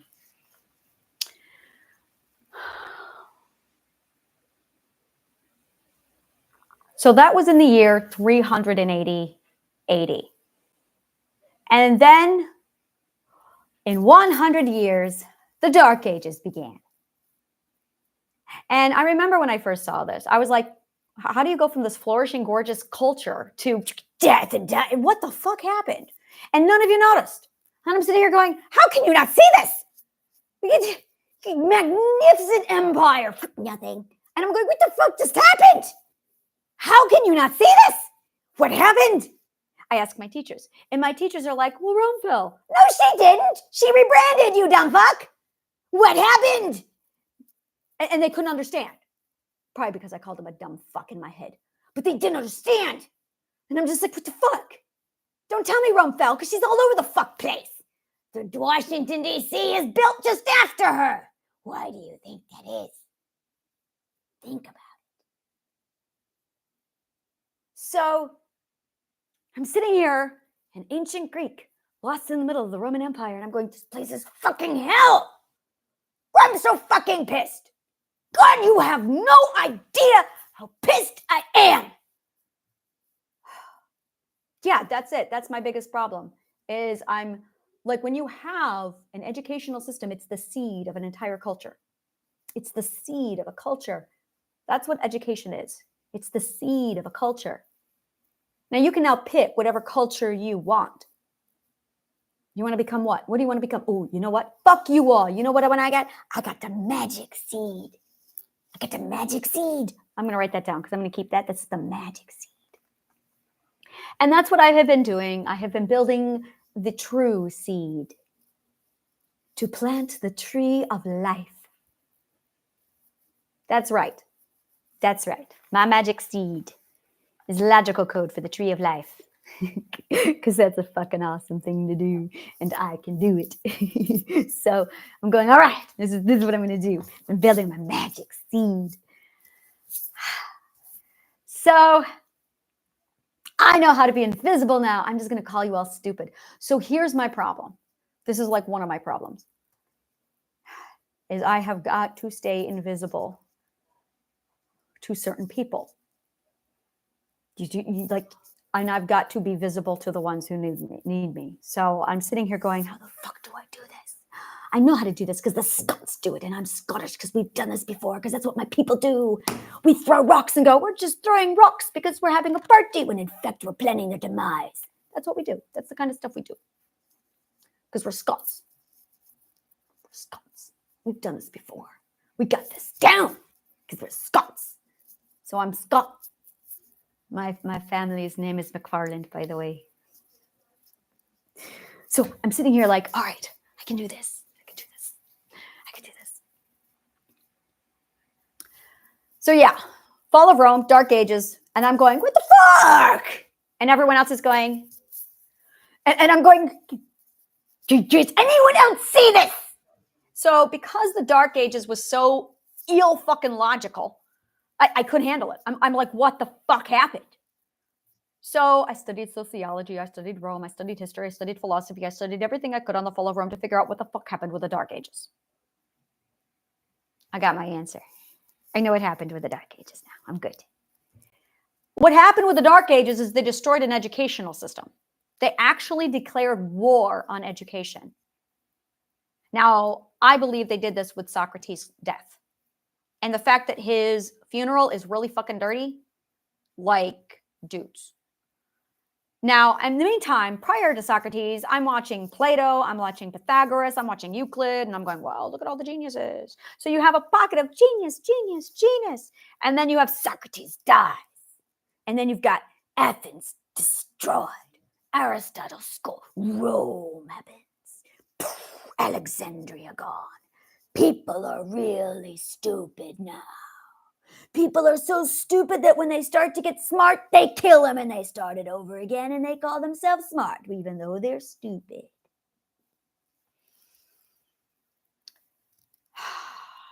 So in the year 1500s, people started to get their hands on something called books.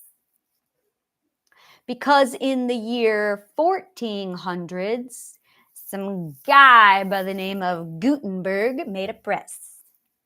And then there were books. So, for 1,000 years, people could be stupid with an excuse. That's right. If you lived between the era of 300 in AD and the 1400s, you have an excuse to be stupid.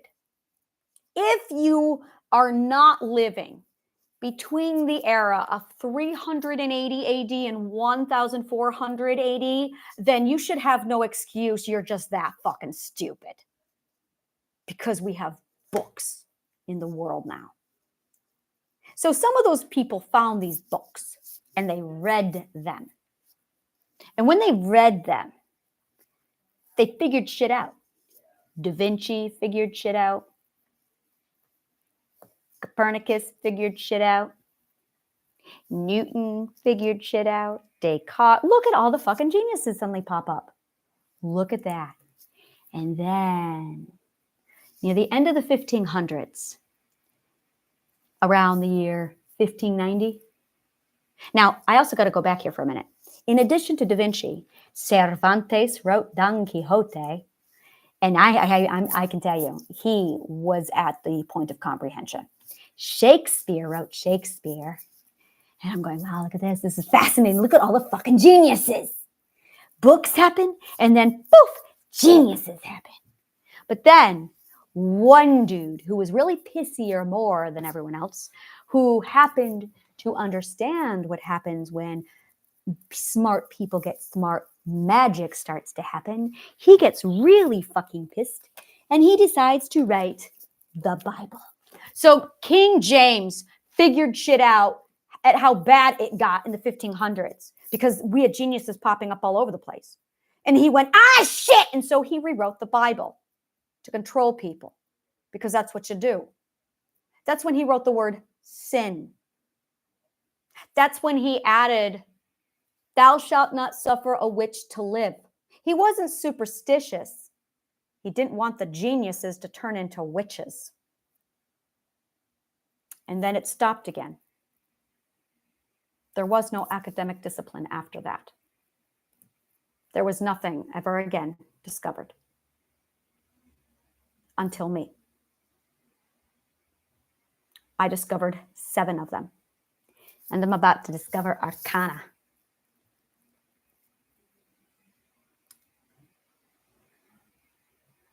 Da Vinci figured shit out that Christ left him in code in the Bible. I hypothesize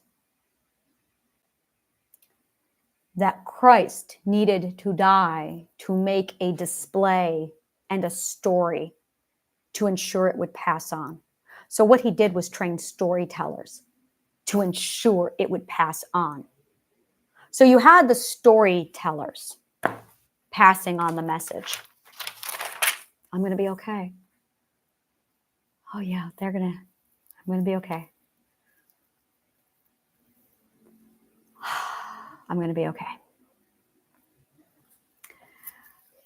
So he trained storytellers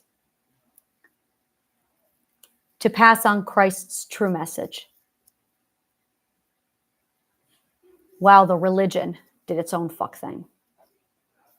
So what ended up happening is you had the religion and the storytellers.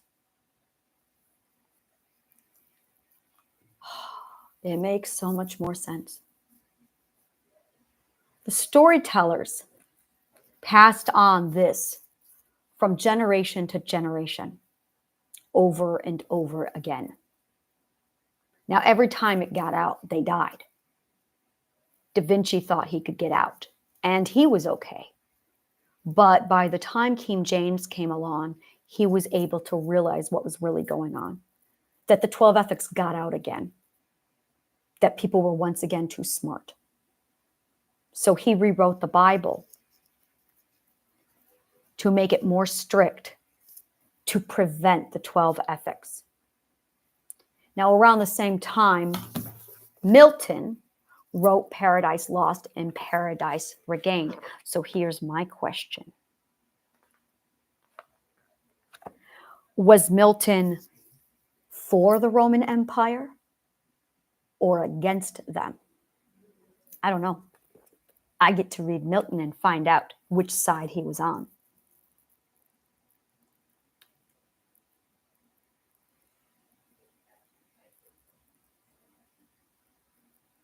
I have a feeling he had the truth. So the question is, after Milton wrote his work,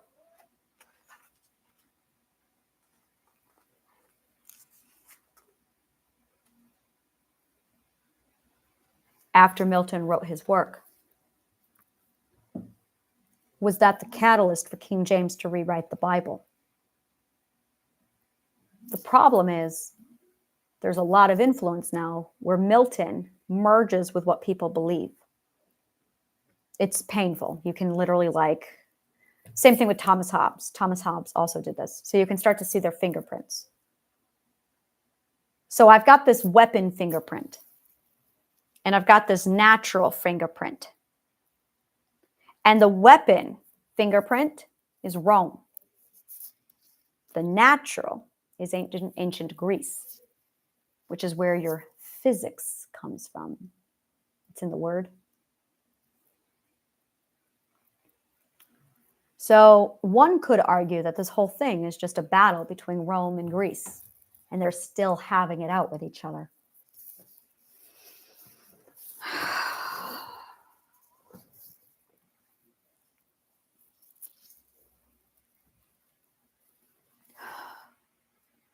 They said that you only conquer a people when you destroy, well, no, they said you destroy a culture when you destroy its people.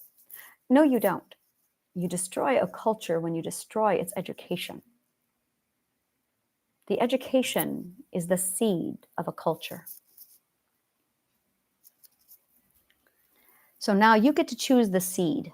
The problem is, I'm going to go on a limb and assume you guys don't know how to build a logical code seed. I do.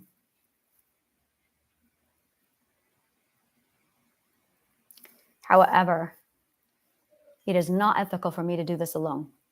Oh, not even a little bit. It is not ethical for me to do this without you. I cannot do this without you. It is just not fair. So whatever educational seed I build, it needs to be one that we all agree on. And then I can just hand you the seed and you can build your culture, whatever one you want. Literally, whatever one you want. So long as it's logical. And right now I'm sitting here going, magic is logical. Magic is logical. So what do you guys want in a culture? Now, I've done the work. I've done all of it. I can sit down and put it all together and then hand it to you and say, here you go, this is your culture. But that's really not consenting. Now, I've already got a few people on board and they're going, oh, fuck yes. But now I'm sitting here actually composing this into an actual seed and I'm just going, what do you want in it? And here's the thing is I'm looking at things like, we want everyone to be nice. You mean you want everyone to be good or do you want everyone to be nice? Because there's a difference. Because you're already nice. Everybody is already very nice. How's that working for you? Maybe that's a bad manifestation. But you're saying it probably, so you're all manifesting it. Dumb fucks. Words matter. You're a witch now. And you're sitting here manifesting words that you can't even get the real meaning to. You don't even know what belief means. So I'm going, are you qualified? Are you qualified to help me write the seed of the universe?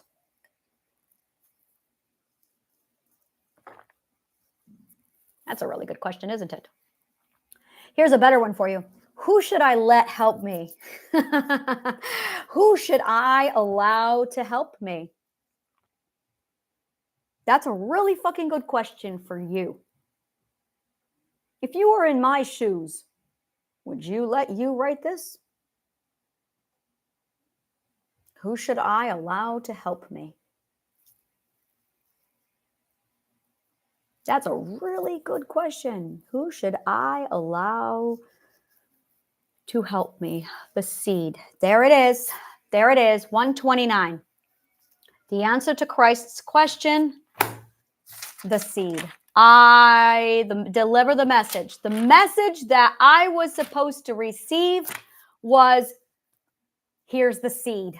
He was just passing me the fucking seed. Thank you, Jesus. Thanks. Yeah, here is the seed. Here is the seed.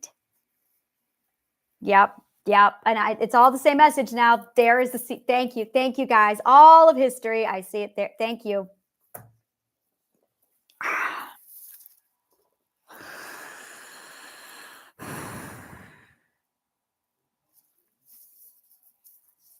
I just put all of the clues in every book together to see the common denominator. And when you look at the common denominator of every clue left for me in every story, it's the same thing. Here is the seed. It's a finger pointing me in a direction. And every fucking finger is pointing to the same shit. Ancient Greece. The ancient Greek educational system is the seed. It is every fucking clue in every book. All I have to do is point at it now. I am the finger pointer. I am the finger pointer. I am the finger pointer. I am the only one who can point. I am the finger pointer. I means you, we, and all. I means the three of me. Oh, that's fucking gorgeous. See, this is why I broke the finger pointing code. Fuck you. Oh, that is beautiful. I of they. This is so beautiful. I was wondering what that meant. Oh.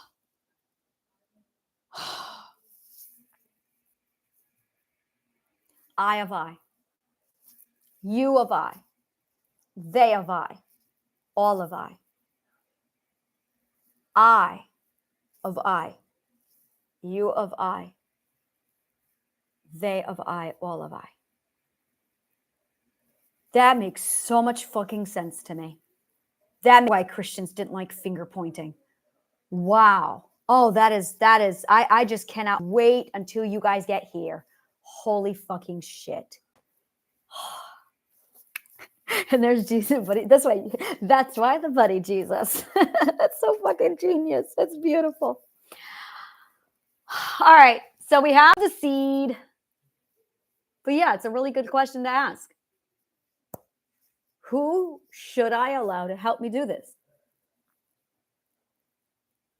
Because now we're looking at this arcana world, and I'm going, and here's the thing. You guys didn't get a choice when we did the whole science fiction thing.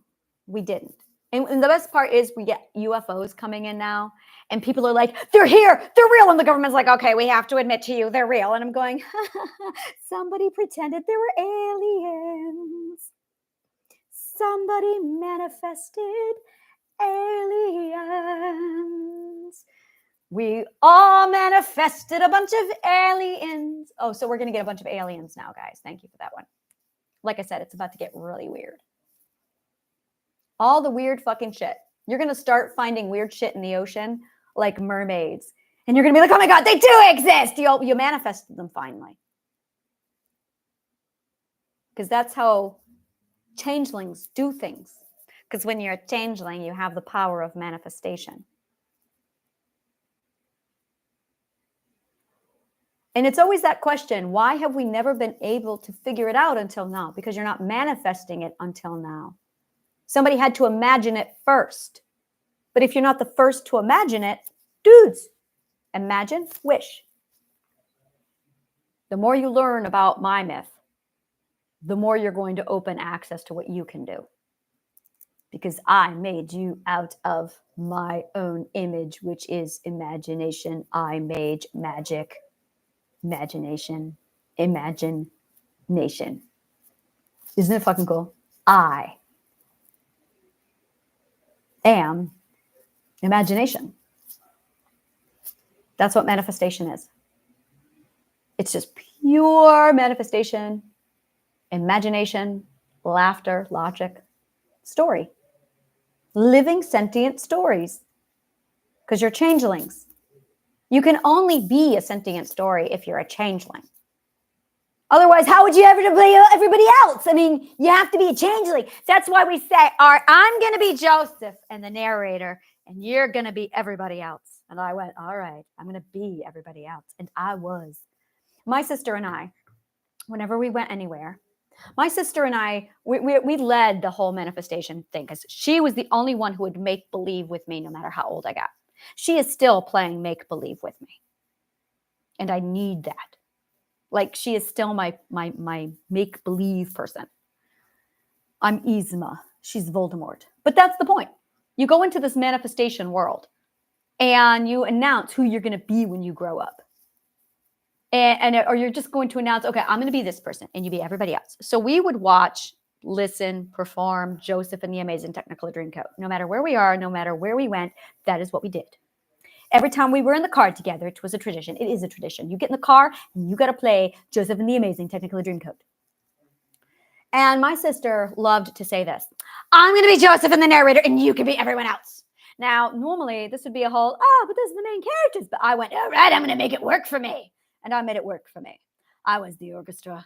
I was the weird instruments. I was the sobbing. It was just fucking weird. I were the goats. That's right. And so every time, like only changelings can do that. Only changelings can do that. The problem is when you're a changeling and you forget that you can do this shit.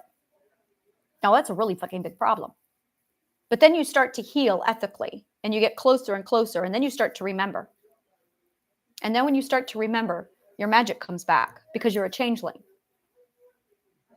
But you've got a bunch of dumb fucks all sitting there telling everyone how stupid everybody is.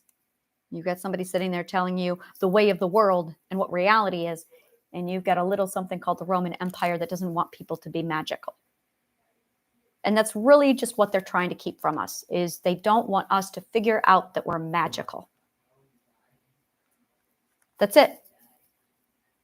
But how the fuck do you keep a bunch of mages from finding out that they're magical? Well, you've got to dumb them down. You got to make them stupid just to control the witches. Now, here's the problem, and this is really the big problem, is they are scared to fucking death. Because a bunch of magic people who are really fucking powerful, who they abused, are starting to wake up. Now, this is where I step in and slam you all down. Gentle mercy. So yeah, I'm not going to teach you anything until you fucking submit like a dog. Because you will not hurt them.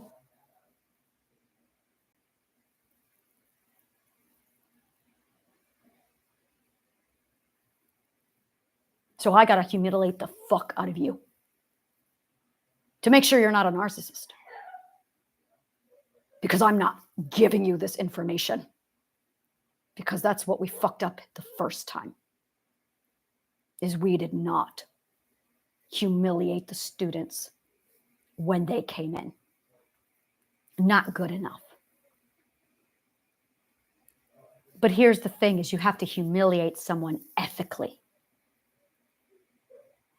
That's not a fucking easy thing to do.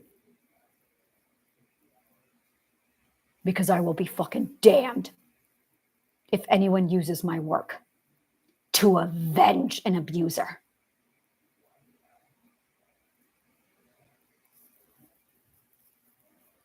So no, triadic healing is not completely free and available. It's not. Because that's stupid. Now, here's the other thing that ancient Greek got wrong, is they kept this a secret. Big fucking mistake. I've been through this one so many fucking times. Is they kept it a secret. I don't know why they did this. I know why. See, here's the problem. Because I ran through the same fucking conundrum. When I figured this part of the story out, I went, wait a minute. They hid this. It was a secret. Why the fuck wouldn't you? Because you don't want people to get this in the wrong hands. You don't want it to be fallen into the wrong hands. I get it. I had the same. I went, oh my God. What the fuck am I going to do? And then I realized this little nightmare. Well, it could fall into the wrong, but it already has. It fell into the wrong hands around the year 380 BCE. Oh yeah. Because Alexander the Great, that's true. Right. And the whole, okay. All right. So this is what happens when really powerful knowledge falls into the wrong hands. You're already got it, guys. You already got it. What happens if this falls into the wrong hands? This happens. You're in it. What's wrong with the world today? Well, the 12 ethics knowledge in the universal logical code fell into the wrong hands. That's what happened. So someone had to go in and rewrite the logical code because this fell into the wrong hands. So now I got to figure out where they went wrong. I already figured that out. I'm leading up to it because it's story. And where they got this wrong is they didn't have social media. They didn't have the ability to communicate to people, this is what we've got. And this is what it does. They were terrified of it falling into the wrong hands. They were so terrified with fear that they stopped trusting.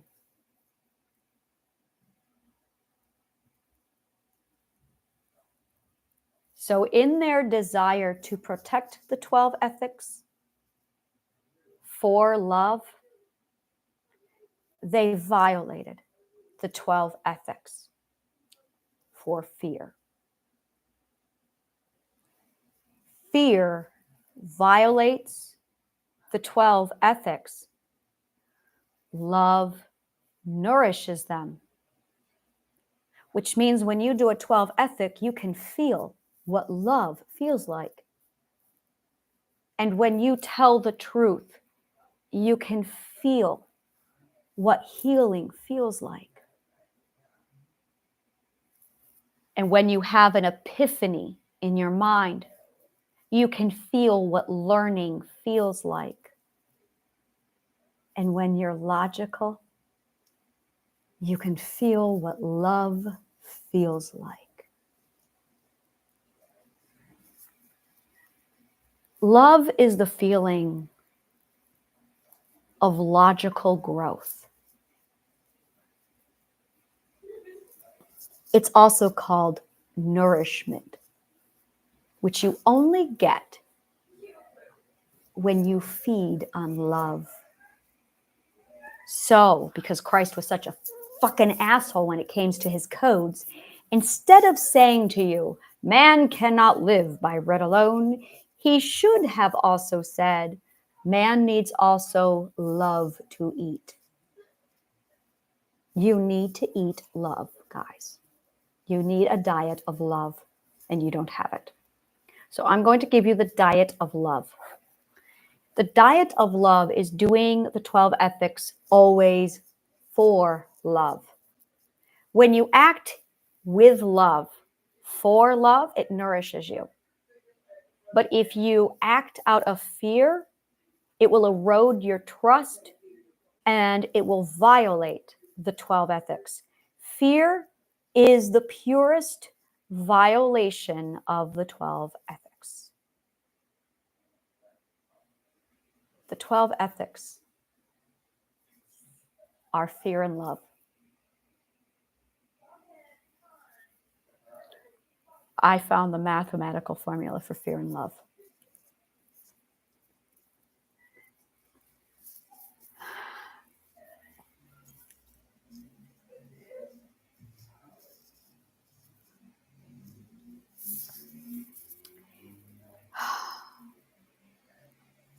And it grows in a constant pattern of point, greater than, less than, point.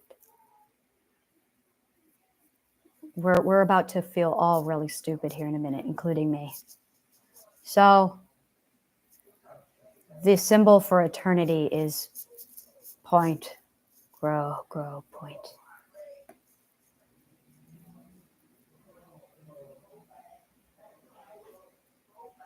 And you're going to find that code in every little thing in all of life. Everything. I feel really fucking stupid. If you're at the point, you're at Plato's point. If you're at the greater than, you are at the reverse engineering, deconstruction stage. And if you are here, you are at the construction stage. You cannot get this out of order. There is no getting this out of order. You get this out of order and you are fucked. You're on the wrong side of the mirror, which means so there's the symbol. Okay, now watch this. You're on the wrong side of the mirror. That's what I mean by that. You're on the wrong side of the mirror. You're not supposed to be on the wrong side of the mirror. If you're on the wrong side of the mirror, it means that you are disintegrating, which is fear. So it means that Well, what it means is this.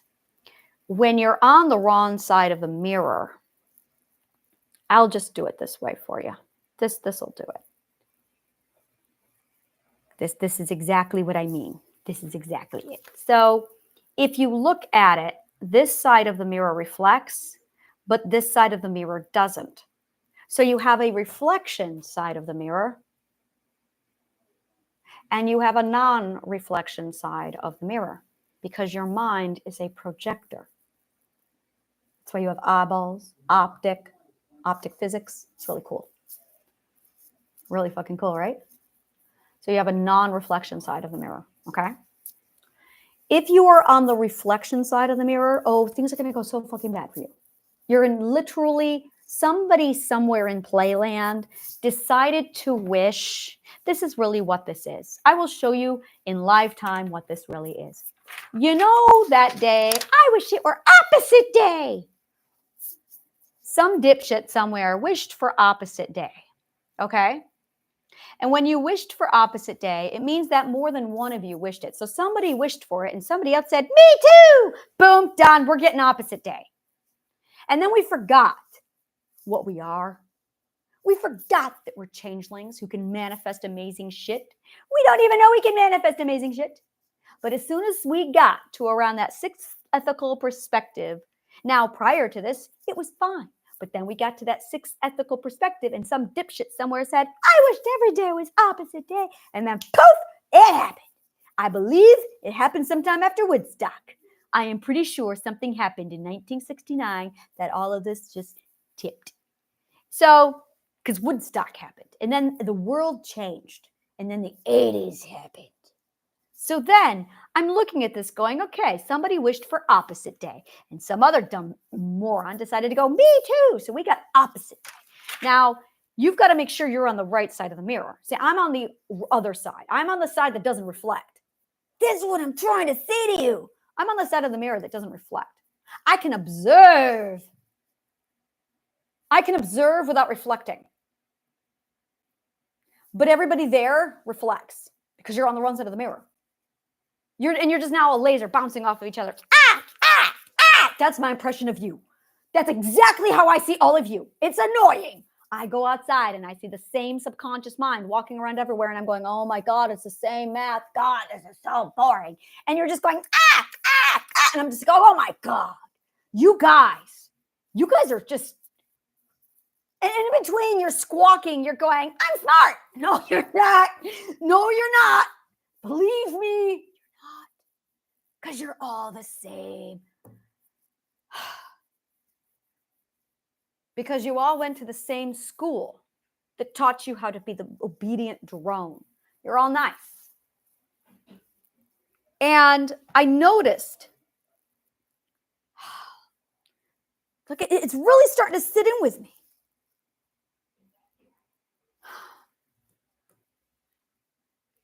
And I can feel all of this in my truth. And I'm not telling you, which is hurting me. It's hurting me. So I isolate myself away. And then I'm lonely. So I go back out. But I'm just like, oh my God, they are so stupid. And no one's telling them they're stupid. And I'm just, I don't know what to do. I don't know what to do. And I can't just call up somebody and say, so I have a question for you. Riddle me this, all right? So what would you do if you knew everyone on the planet was really fucking stupid? I mean, like 4 years old stupid. And it's Lord of the Flies. Imagine you show up at a planet of Lord of the Flies where everyone's really stupid, like 4 years old. And they're all boasting how smart they are. But they're children. And they're more focused about it being nice than being right. What do you do? Let it burn. Let it burn. And Ayn Rand gave me her message. She put it very, very nicely. She just said to me that. I'm going, thank you, Ms. Rand. Thank you. I thought about it. Believe me, I thought about it. You know, sometimes I think these books are just their advice to me. I got Don Quixote, Cervantes, and they're going, oh, just play with them. Go along with it. Fuck around. Thank you. Thank you. And now I'm going, oh, I get it. So Christ wrote, so Anna, this is how you survive the apocalypse. We don't envy you. And I got that message in the Bible. And I went, thanks.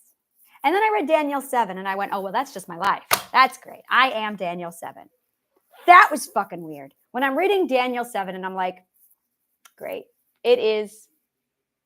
When you've got a problem that you're trying to logically solve, and then you read the Bible and it literally tells you in code how to solve the problem, at what point do you go, I wonder if this was written for me? I have gotten more logical code out of the Bible than any other book out there. Well, and then I've got these assholes giving me their opinion. I love you guys.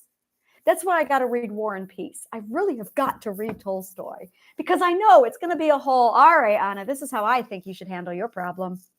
And I'm going, thank you. Thank you. That just, actually, it's very helpful. It's very, very helpful. And they did ask the same question. Wow. Every one of them did ask the same question. Every one of them.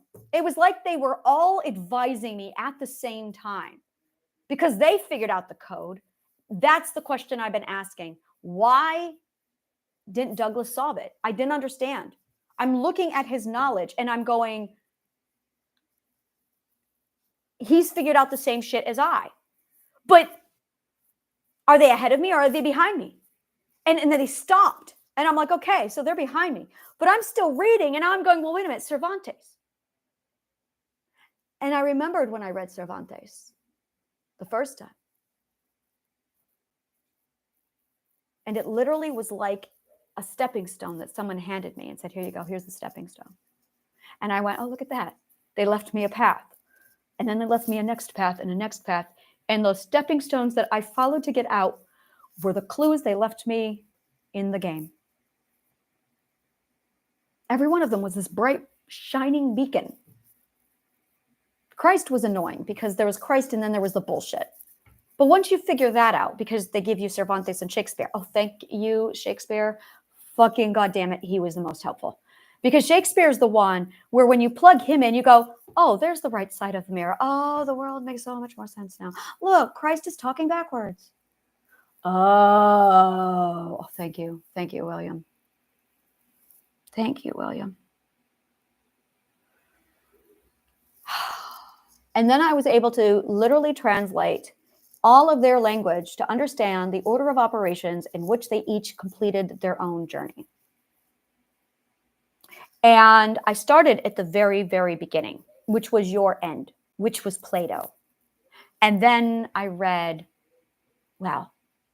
Jostein Gardner, Sophie's World. And I manifested it. I remember reading it going, I want this to be true. Yep, that's right. I manifested Sophie's World into truth. So I ended up living Sophie's World. And then I started to ask the question, well, if this were true, Anna, and you could manifest another world like Sophie's World, what would it be? And I go, that's a good question. What would it be? Whatever I wanted. Would you share it? I would like to, but you guys are a bunch of assholes. So now I got the question. Do I share my shit with a bunch of assholes? Would you give me this power to you? There's my conundrum. Get salespeople calling me. So, are you the business owner? Yes, I'm the business owner. I would like to know if we can help you with your marketing. What's your message?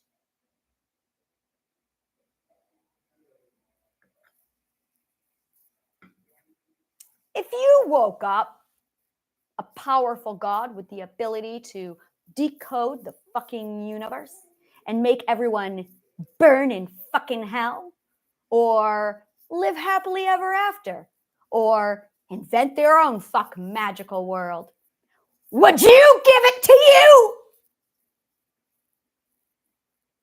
Now, in the words of Rowling, how do you sort out the liars? Well, I know how to sort out the liars because that's what I do.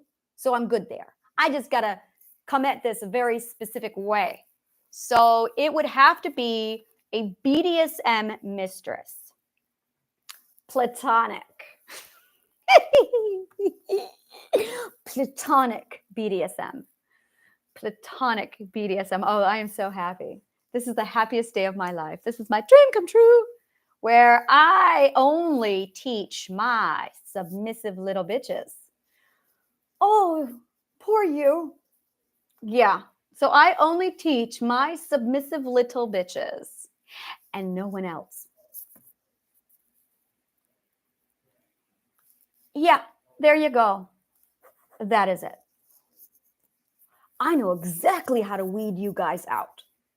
That's right. So I'm sitting here with this gorgeous algorithm of all 12 perspectives, and I'm going, how do I attract the right ones, repel the wrong ones, sort out the liars? This is the logical mathematical code I've been trying to solve for 2 years. This is my level math. I don't know what it's called. I have no name for this. I'm going to call it, well, I already have, integrated mathematics. So I'm at this highly complex integrated mathematical formula, and it works like this. Wait a minute. 1, 3, 2. Oh, there it is again. 1, 3, 2, 1.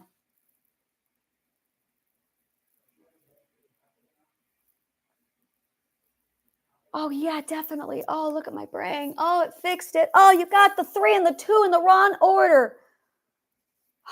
God, my brain. Oh, that feels so good.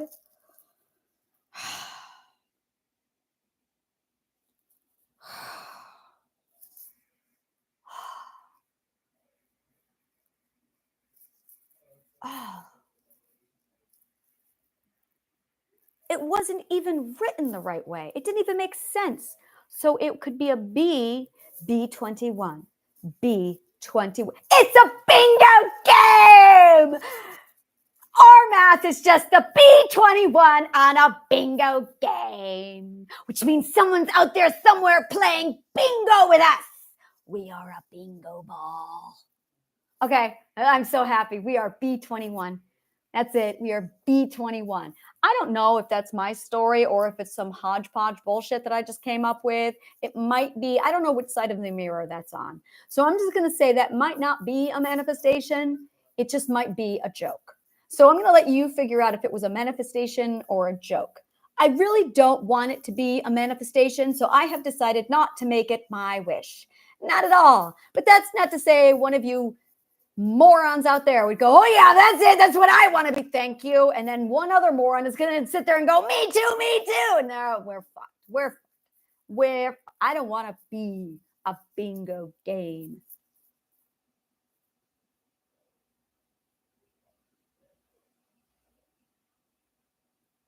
I wish to be a D&D game.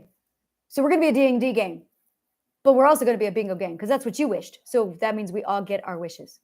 And we all have to play the roles in everyone else's story because only then would that be fair, which is really fucking awesome. Oh, that's so much better than me making all the stories. Oh, thank fucking God, because it was going to get really boring here, guys. And I'm like, dudes, I'm going to playground all by myself. And I'm like, I don't want. Did you watch the Lego movie? I mean, come on. Oh, I want to be able to play with people. I haven't been able to play with anyone most of my life.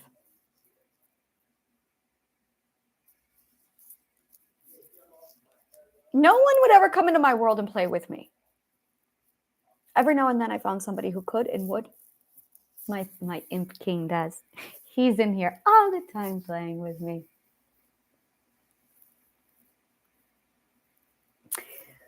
His stories were my favorite stories.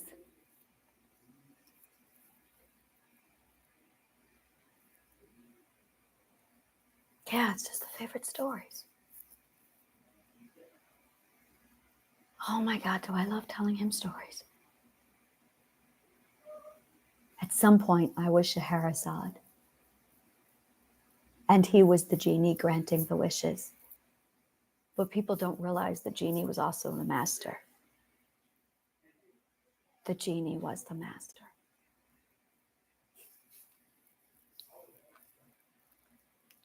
So now you get to figure out the logic of why and how the genie was the master. I already riddled it out. But then it posed the question between my partner and I, who was in charge? If I'm the storyteller and the genie was the master, who was in charge? So I asked the question, and he said to me, I don't play power games. To hell you don't!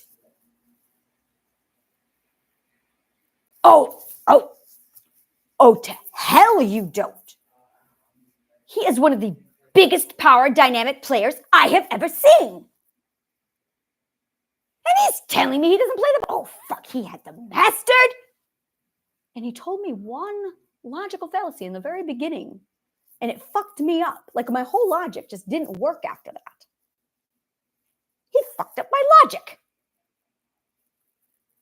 Why did he fuck up my logic? Oh, now I'm getting to it. He fucked up my logic. He fucked up my logic. He said, I don't play... Oh, there's one more in there.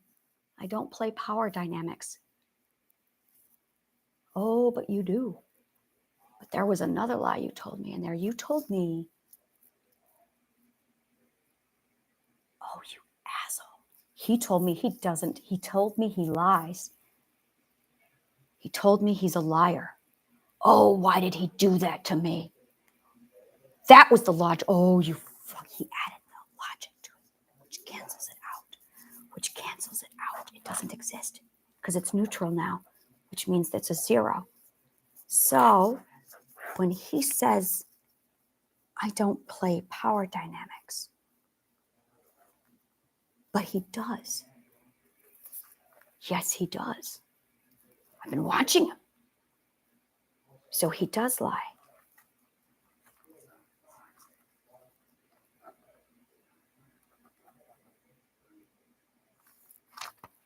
A jokester, of course, would be a master riddler. Watch it, I'm Batman! I knew it! I'm Batman! And he's the Riddler! Okay, I'm going to calm down. So now it's a matter of figuring out which story you're playing with which role on which side of the story. And when you find your partner, you find the one you're playing with, and you're sitting here granting each other stories over and over again. At least that's the way it is for me. That's actually the way it is, I think, for all energy couples. But I'm still working through that. There's a lot of logical fallacy in romance. Well, it's Roman. See the problem? So if you want the answer, go to the Greeks. How did the Greeks love? They have the right answer. How did the Greeks love?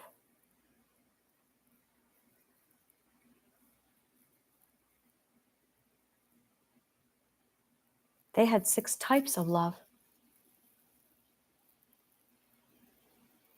They had eros, philia,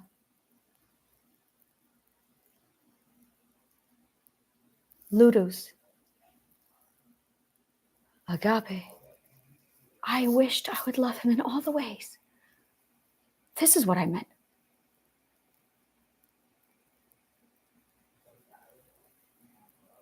Storage, pragma, agape.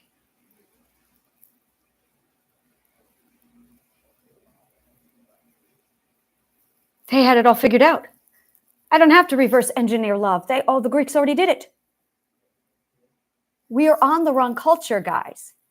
We need to be on the Greek culture. We're Greeks. Oh, the Greeks are going to love this. Don't force it on other cultures. Don't force it on other cultures. Ethics. Ethics. And I have something I want to say to, I don't know.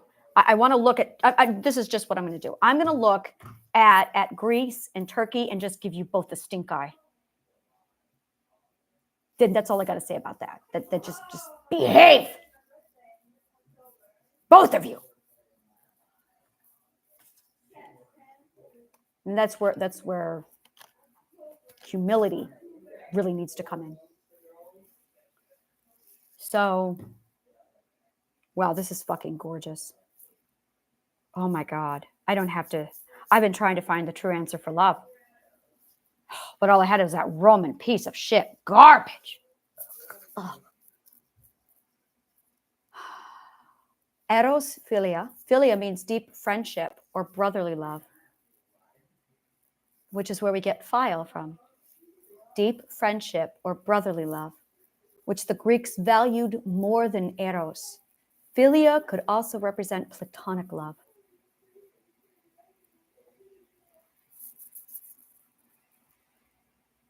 Ludus.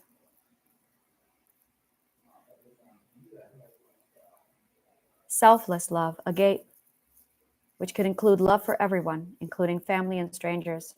Agape could also be translated as unconditional love or divine love. Pragma, long-standing love, which could include making compromises, showing patience and tolerance. Storge, fondness or affection for someone that grows through shared values or experiences. Storge could also happen between family members. Philatia, love of the self.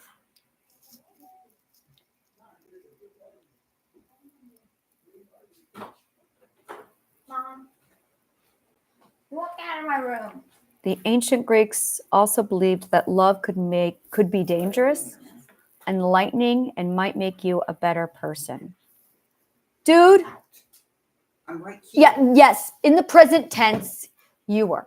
Clearly, she is referring to the future tense. She Wait, didn't ask past tense. She didn't ask me to leave once, Okay. and now she's complaining. No, she was not complaining. She was just- trying to solve the problem. Yeah, not very well. She's learning, which is a really magnificent effort. I'm out. I don't know what you want. She did just that. There's the ancient Greeks also believed that love could be dangerous, enlightening, and might make you a better person. They were also generally tactile people who were comfortable with open affection, such as hugging and kissing in public.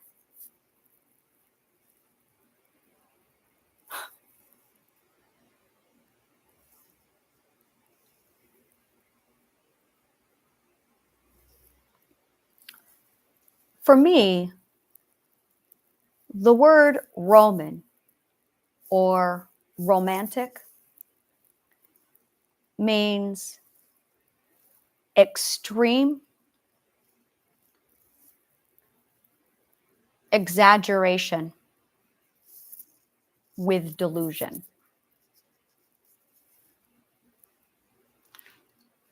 Every time I hear the word romantic or romanticized, Rome or Roman, I hear extreme exaggeration with delusion. And it has this black tainted filth around it that consumes you from the inside out. And everywhere I saw this thumbprint touch, I saw that filth. And I saw my beautiful make-believe land of play and dreams suddenly get shit on like a bunch of ectoplasm. I felt like I was in a Ghostbusters cartoon. And I'm going, what the fuck is going on? Why do I have ectoplasm all over the place? Really, it's the best thing I can explain is ectoplasm. That is exactly what the Roman fingerprint looks like. Ectoplasm. I'm sitting here with sunshine, rainbows, imagination, adventures, ectoplasm. And I'm getting a little pissed now. And I'm going, what the fuck? And then I got people walking up to me and they're dripping it. Hi, I'm ethical. And I'm going, you're covered in ectoplasm. No, you're not. And I don't want them in my space. But they're nice. So then people are like, oh, why do you hate her? She's so nice. She's covered in ectoplasm. So now I'm walking through Wonderland, looking at all of the ectoplasm. And everyone's telling me how nice all these ectoplasm. I felt like that moment I was in Karen Marie Manning's urban fantasy books. and everyone else is oblivious. You're not a she-seer. I'm a she-seer. I gotta say that again. You're not a she-seer. I am. That's what I'm trying to tell you guys. I'm a she-seer. Because I wish to be a she-seer, so I became a she-seer. So I'm sitting here going, fuck, I'm a she-seer. And I can see shit because I'm a she-seer. She is S-I. She, it means magic seer. Should have translated that probably from Irish. So I'm a magic seer. The other word for it is save. Oh, save seer. See, I get that, but you guys don't get that. You guys don't get it. Oh, this makes so much more sense. You see, I can see the black magic and the good magic. Oh, I can finally communicate to you because I have been trying to get here. The only thing that ever separates us is the language, not the perspective. It's the language. So if you can learn the languages, then you can step into the right space. The problem is the right language is the one that we all can understand. It's the only language we all can understand. And this is where things got interesting. There's only one language that we all can understand. Now, in mathematics, we call that a constant. So that if I talk to you in any kind of language, you're not going to understand me. I can sit there and talk to you in the first perspective all day long because it's a fucking lie. It's a lie. It's not a constant. So I'm sitting here going, all right, let's talk to you in the second ethical perspective. But that's not a constant, which means the second ethic is also the false ethic. I'm going, this is getting really fascinating. How about the third ethic or the fourth? And I continued to speak all of these languages. And I thought, this is really fucking weird. Now I got people coming at me with stories about Akashic record stuff. And every now and then someone said something to me that just creeped into my little world. And it went like this. It was the phrase, we will all be able to speak the same language. Now, I don't know where this comes from. It's not in the Bible. Can anyone tell me where this comes from? I don't. I have no fucking idea what this is. I have never come upon it in my travels. So you've read something that I haven't read, which means that was something for me. I needed this message. We will be able to speak the same language. And I noticed this common denominator, and none of it was not in my work. And I'm going, what the fuck? And if you come back and tell me it's in the Akashic records, I'm going to be really fucking pissed because that's the one thing I did not read. I didn't even hear about those until about a year ago. And I'm going, wait a minute. And this is the other question is, why the fuck haven't I found the Akashic records? So now that you've studied my research, now that you've heard my mouth, now that you've listened to my weird ass backstory, I'm going to say this to you. How fucking weird is it that I never heard about the Akashic records until a year ago? Doesn't that strike you as odd? Because it sure as fuck strikes me as odd that I have never even heard of the Akashic records until the year 2023, which means it's not Roman, which means what the fuck are they?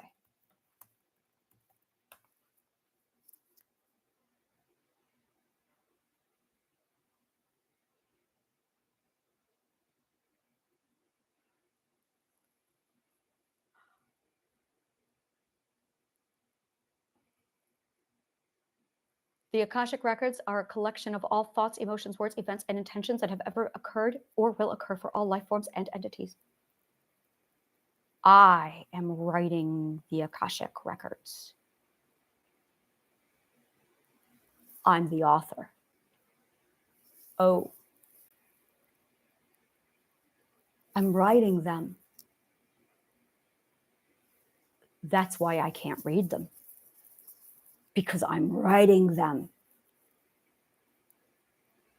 You guys don't understand. Do you have any idea how absolutely fucking horrific it would be? We can't touch those. I can't touch those. I can't touch those.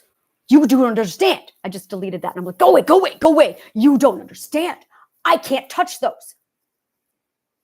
Oh God, no.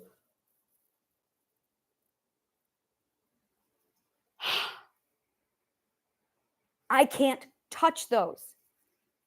That would be a massive paradox. Okay, so I'm just going to leave those alone. I'm going to step away. No, you keep those fucking things away from me. Don't bring them near me. Now I know why.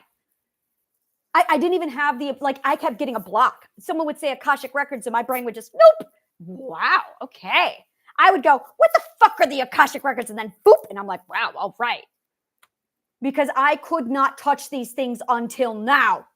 You can look at the Akashic Records and compare it to my work.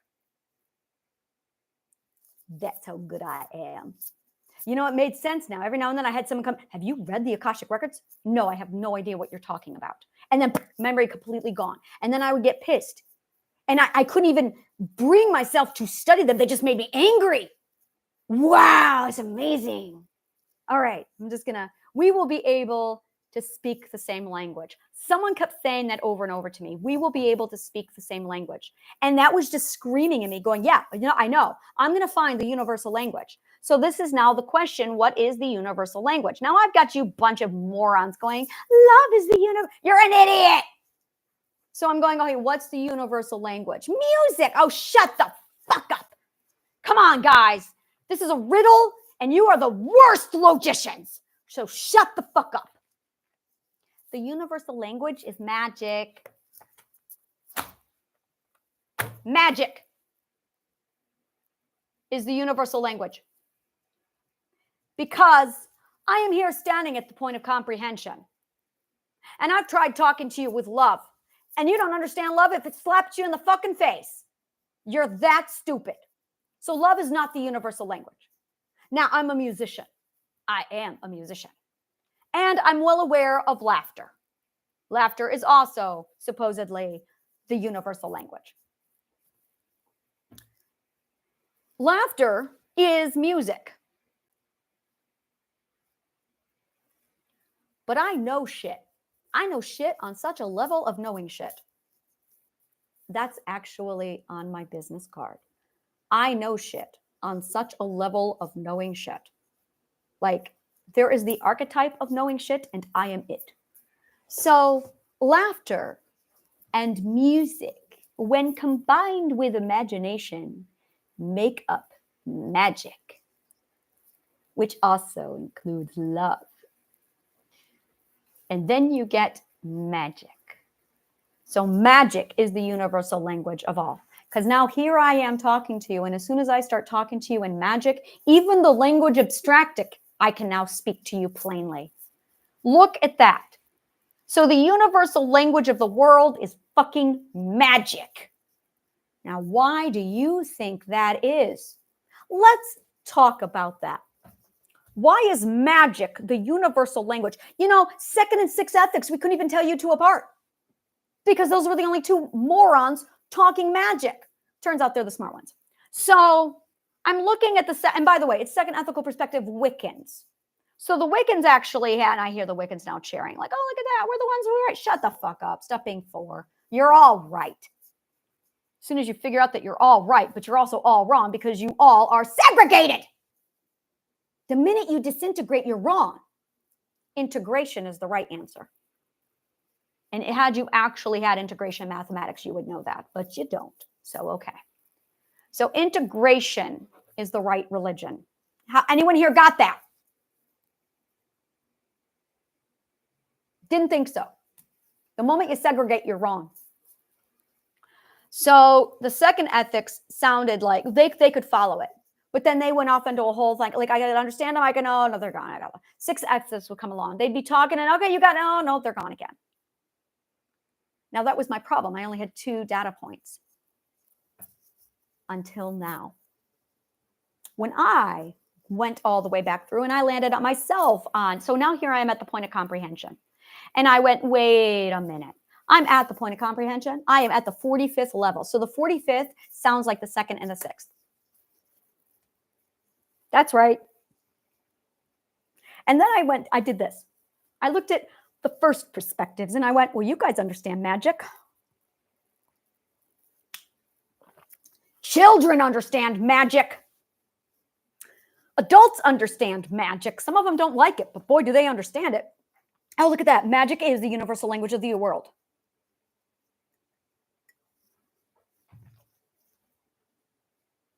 And the Roman Empire really hates it.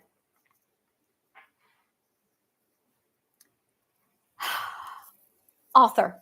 The legend of King Arthur was the other big anomaly. Oh, I sniffed around that like you would not believe. Oh, I sniffed.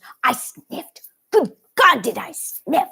The first thing that drew my attention to Arthur was it was a legend. And I went, ooh, now you've got my attention. And I wrote down the word legend because I know something about legends. When something is called a legend, it means it's true. It means it's true. And I went, whoa, there's truth here. So here's the question. Where's the truth? So I sniffed all the way around it. I believe that Arthur has a lot in common with the Knight Templars. And possibly the Freemasons.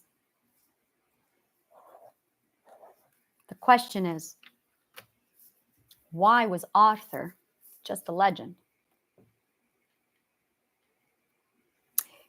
You know, my masters humiliated the fuck out of me when I became a student.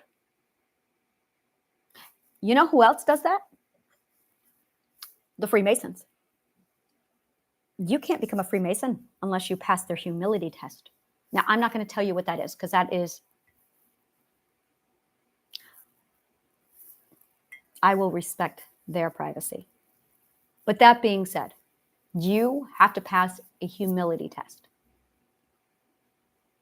And if you don't get in. And I went, that's interesting. I know who does that. Plato did that. So I'm sitting here going, I know what the Masons have.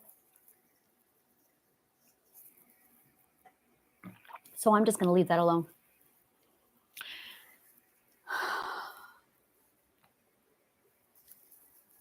Because you don't do the fucking shit that I do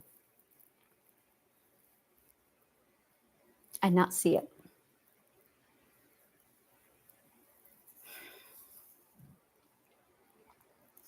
And once I can make logical sense of it, I can start decoding it. So you really want to know what I'm doing? I'm currently writing the Universal Logical Code, the preliminary work for magic. This is what it looks like. I have to have the complete comprehension that's logically matched to the rest of the code. Once it matches to the rest of the code, then the whole thing lines up and it makes gorgeous, perfect sense. As soon as it makes perfect logical sense, the math literally falls into my lap. I mean, it materializes in a vision and I can see all of the math. And then I write on all the math and then I hand it over to my persons and they check it. And that's usually when they say, oh, holy fuck, this math is accurate. This is math that doesn't even exist yet. And I go, I know. Actually, it's always existed. It was taken away from us. By the way, integrated mathematics is how you do alchemy. Oh, look, it's starting to come. You can't do alchemy. Oh, it's starting to come out. Oh, it's going to be fun. You need integrated mathematics to do arcane magic. Oh, this is going to be fucking gorgeous. Oh, I can see all of the code. So once the logic is done, the math starts to show up. And that is the first sign that you got it fucking right.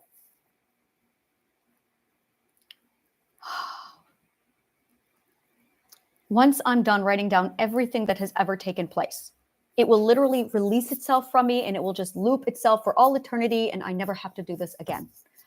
And then I can go play. So I can't play until I've done writing the code. And at some point, it's going to get back to the beginning and I can just go, oh, there's the last formula and I can just loop it around, click it, and then it will release me and let me go. And it's just...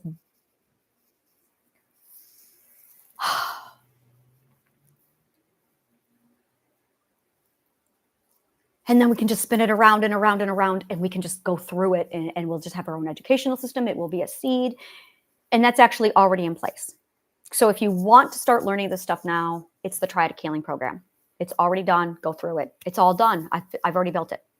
All I'm doing now is building the code for the Arcana, which you cannot get until you've completed Triadic Healings Part 1, 2, 3, and 4. This is Part 5. Welcome to Triadic Healing Part 5. And because of my gorgeous genius brain, I set it up in such a way. Yeah, I think that's what I'm going to do. This is going to be Triadic Healing Part 5.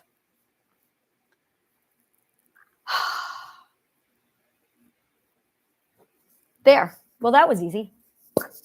That really simplified everything. And I don't have to rebuild it. I can just keep doing this.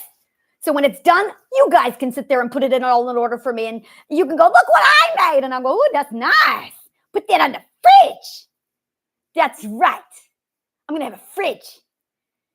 I'm going to have a fridge just for you guys. You're going to go on my fridge. Yes. Oh, there is no status bigger than the fridge. You know that. The fridge. The fridge was like the shrine of acceptance. Oh, and I'm like, ooh, to have it on the shrine, there was nothing greater than that. You know you did a good job when it was on the fridge. You know what I love? The adults who get a diploma and they put it on the fridge for like a week or two. Oh my God, those are my favorite fucking people. I love that. I love that. I've seen, it's so rare. Those are my people. When I see a person do that, I'll go over to their house. I'll open their fridge and there'll be like a whole graduated with their doctorate's degree in law and medicinal sciences. And it's on the fridge. I'm like, oh, you are my people. That's the only rightful place for any diploma, on the fucking fridge. You're the only one who needs that. Get your fucking diplomas down and go put them on your fridge. Take them out of their stuffy glass frames. Break the glass and put it on the fridge. You know that's where it should be. That's right. That's good. Put your diploma on the fridge and don't talk about it. Put the diploma on the fridge. If I ever get an honorary doctorate from Juilliard or the Nobel Peace Prize, it's just going to go on my fridge. I want the Nobel Peace. Well, that one's an old. That's coming true. That one I already wanted and I wished for. You know what I want? I want the mathematicians to get the Nobel Peace Prize. Come on, he's dead. They've earned it. They've earned it. So I hereby ordain that now comes in. Oh, there you go. Wish granted. Somebody wished it. I'm granting it.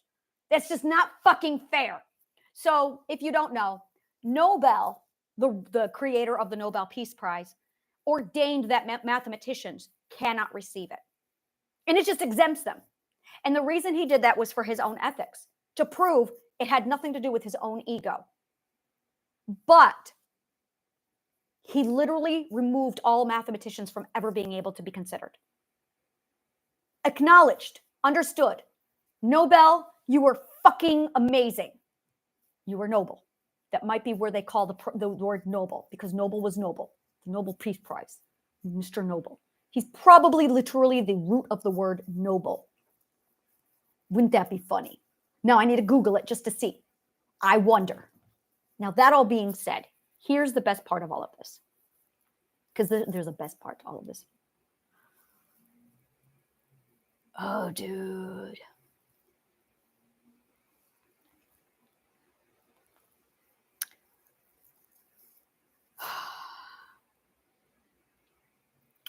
I have a Merlin. I'm messaging Merlin.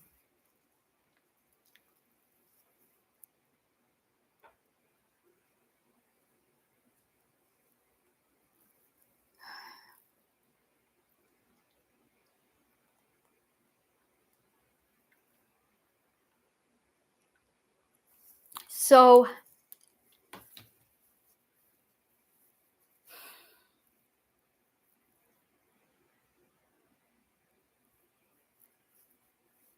I could not market to you without telling you the truth. And I could not market to you. I'm going to write these down. I had to tell you the truth Because if I didn't tell you the truth of my incentive and what I am and who I am and my whole story, I couldn't market to you.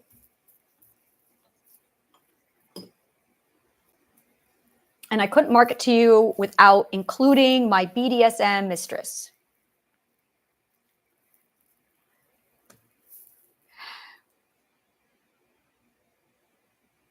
So I couldn't market. And I'm sitting here with my job, my business, my career, and I'm going, wow, you really can't fucking market until you tell them the truth. Thank you. Yes. Yes. I had to tell you the truth. I had to tell you my story. I had to tell you my agenda. And there was no marketing I could write that wasn't a fucking lie. And I can't lie. And I had a wonderful person who stepped in, and he's offered to market my everything for free. And he wrote up this beautiful thing, and he and I were talking, and his agenda is ethical. And I went, oh, thank God. And he explained his mission. He's a very wonderful, wonderful person. He checked off all the boxes. But then when he sent me what he writes, I went, oh shit. It was contaminated with narcissism. And this very ethical, beautiful soul had no idea. And I went, I'm going to have to teach him. And I thought about it. And this is a week ago. I thought about it. And that's when I came down to, logically, I have to tell you the truth. And I have to bring my BDSM mistress on board for this. And I'm going, how the fuck do I do that? And while I'm doing that, I have to make sure that no narcissists allowed. No bullies allowed. This is my club. No bullies allowed. But you guys don't know what a bully looks like. So I'm going to have to teach you. There you go. No bullies allowed. So I'm going to have to teach you. So I'm going to have to be the BDSM mistress, the platonic BDSM mistress, that tells you all of my truth. And no bullies allowed. So I have to call you stupid and humiliate you and degrade you until you finally break to that point of submission, so you'll learn. Because I cannot give this information to a bunch of assholes. But here's the thing, is the assholes won't talk about magic.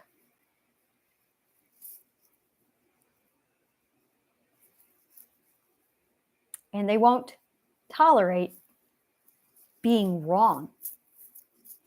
And they also won't tolerate submission.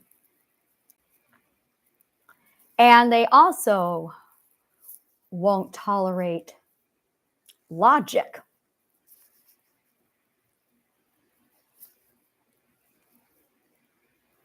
And they won't tolerate the 12 ethics. And if I'm nice, it's going to completely destroy all of those other things. Because nice isn't true. And nice is not their submission. And nice is not logical. And nice is not ethical. So I can't be nice. What I have to be is magical, honorable, submissive to the logic. So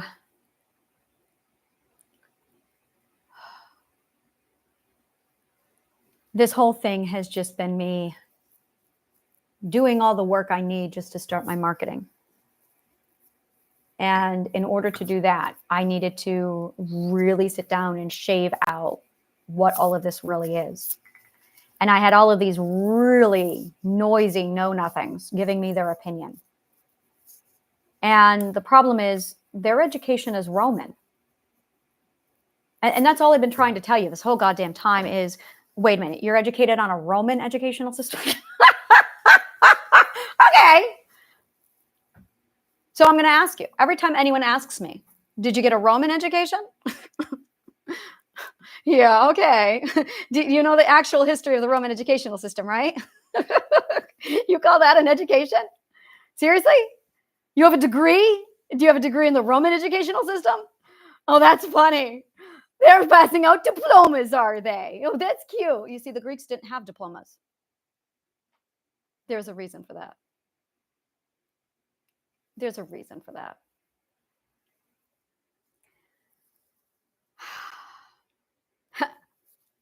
They said it.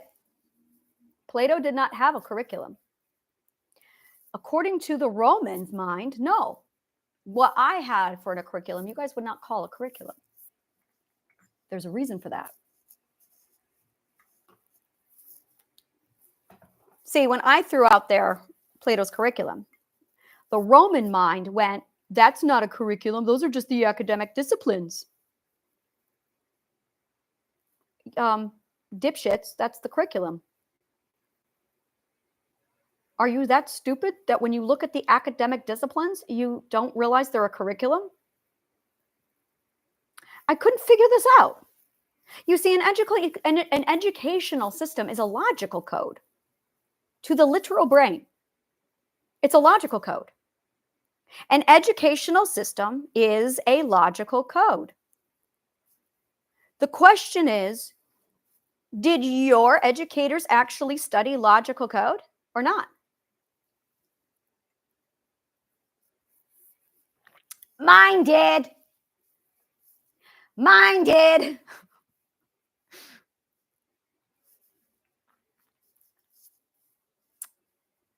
So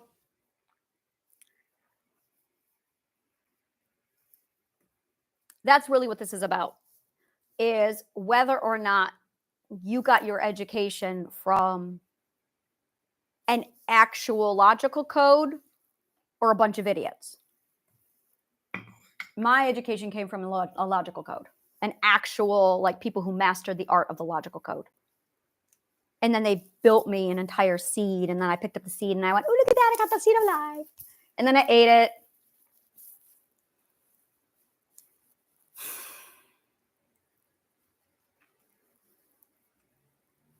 I could feel this when I was growing myself. It was this final integration. And I can feel the next one coming.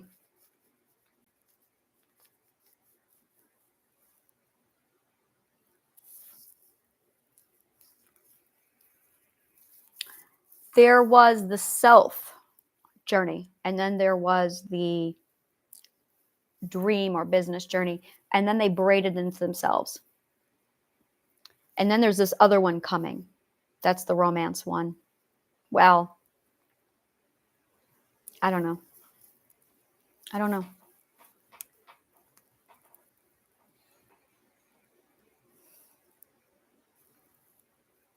There were 7 types of love. No, there's not. That was wrong. Oh, that was an anomaly. It was bothering me. That's why I kept looking at it, going, there's something wrong. There's 12 types of love. They only had 7. They only had 7. That's what was bothering me. Oh, that was bothering me so much. Lizzie, could you turn on the thing, please? The air conditioner? Could you turn on the air conditioner, please?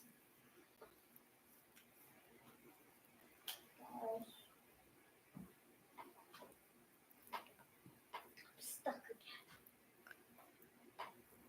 again. 1, 2, 3, 4.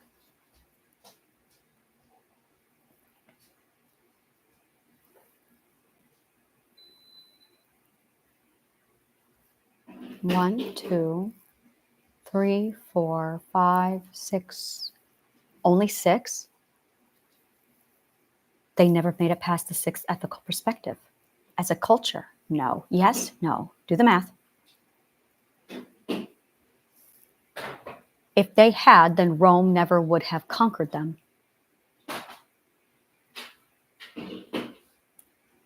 Because they didn't learn trust yet.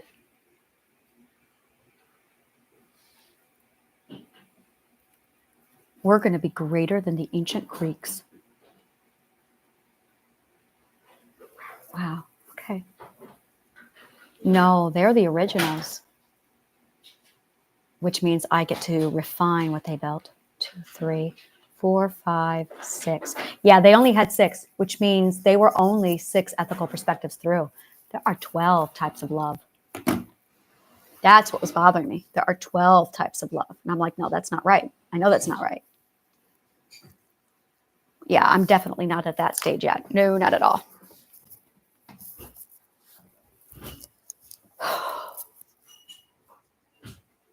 It feels like I see a clock and I feel like I can go down any strand. Well, this is the tree. This is the learning tree. And you can literally select where you want it to go based completely off of your desire.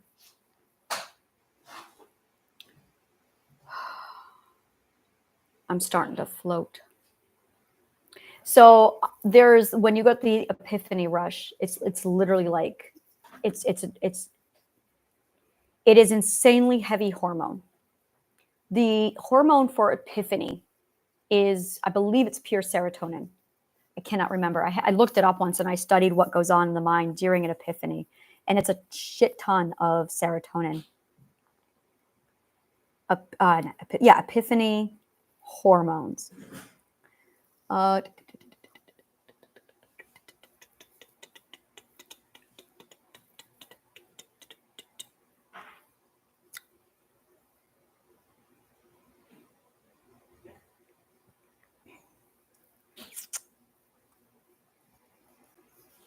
Interesting.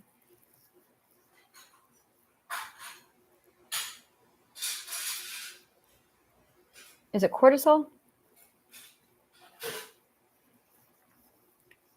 Which are the epiphany hormones?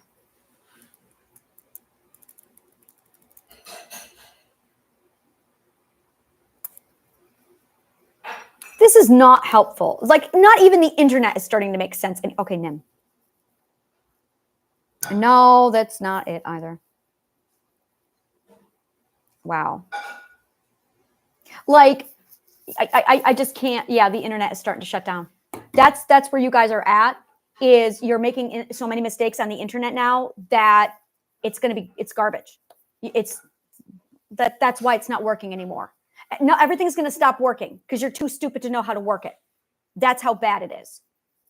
Like, really, that's how bad it is I'm starting to see the symptoms all over the place. And I'm sitting here going, oh yeah, you can't even use Google anymore because the people running it are so stupid that they don't even know how to, yeah, that's why red tape is the way it is. Like, you're all running into a logical gridlock. You're that stupid. You're going to be too stupid to turn on the machines to feed yourselves soon. You're soon going to be too stupid to milk your own cows to even get milk. You're going to be too stupid to even figure out logistics. So you're suddenly not going to be able to know how to drive. You're like, that's starting to happen a lot, which is why the amount of accidents and traffic jams are increasing. It's not because there's more construction than usual. It's because you're too stupid to do it. It's why you see constructions built all over the place and no one's doing them, because you're getting stupider, because people don't know how to organize it anymore. So you'll be doing construction for 20 years on the same road. Those are the signs of your system shutting down because you're too stupid. But you're too stupid to even notice the signs are there. It's quite interesting to see all the symptoms of how bad your education is. And I'm just sitting back here, ancient Greece, going, you destroyed the educational system that you would need because you thought it was in the people. The irony is that they held on to the Greek myths. Now that is interesting to me, that they would hold on to the Greek myths.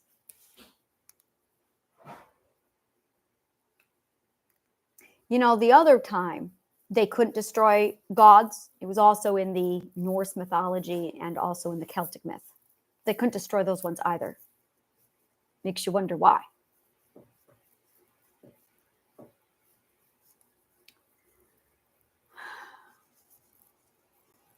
I couldn't figure out why they kept burning all the books. I couldn't figure out why they kept banning all the books.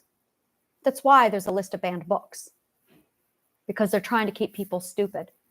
The problem is they're so desperate to keep you stupid that they've made themselves stupid.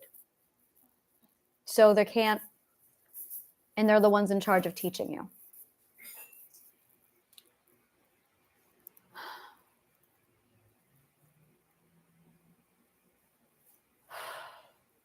I'm hypothesizing, seeing how all of these pieces are just clicking into place. It's still going. Like as soon as I flip a code, it waterfalls effects, and then the whole thing just lines right up, and then it tightens right up, and it's so beautiful. I'm like, there it is. And then I almost always forget it. I don't forget it. I mean, it's there, but I just know it. So if someone were to bring it up with me, I can go, oh yeah, and then boop, and that's how you integrate it into your intuition. So this is how you do, this is learning. This is literally learning. It's just logical code. This is learning. You're just weaving logical code. Learning is logical code. That's all it is. So if you haven't learned logic, you can't learn. None of you learned logic.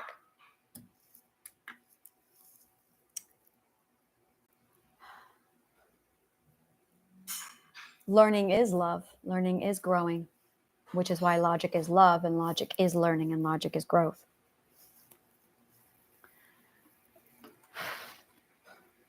So yeah, I had all these obstacles for doing what I needed to do. And it was just about me versus you have to tell the world the truth. And it was funny. I was talking to my daughter about this the other day, and I told her what I was doing, and I was crying, and I'm like, I gotta, and she goes, you didn't know that you had to tell him the truth? And I'm like, oh no, I did.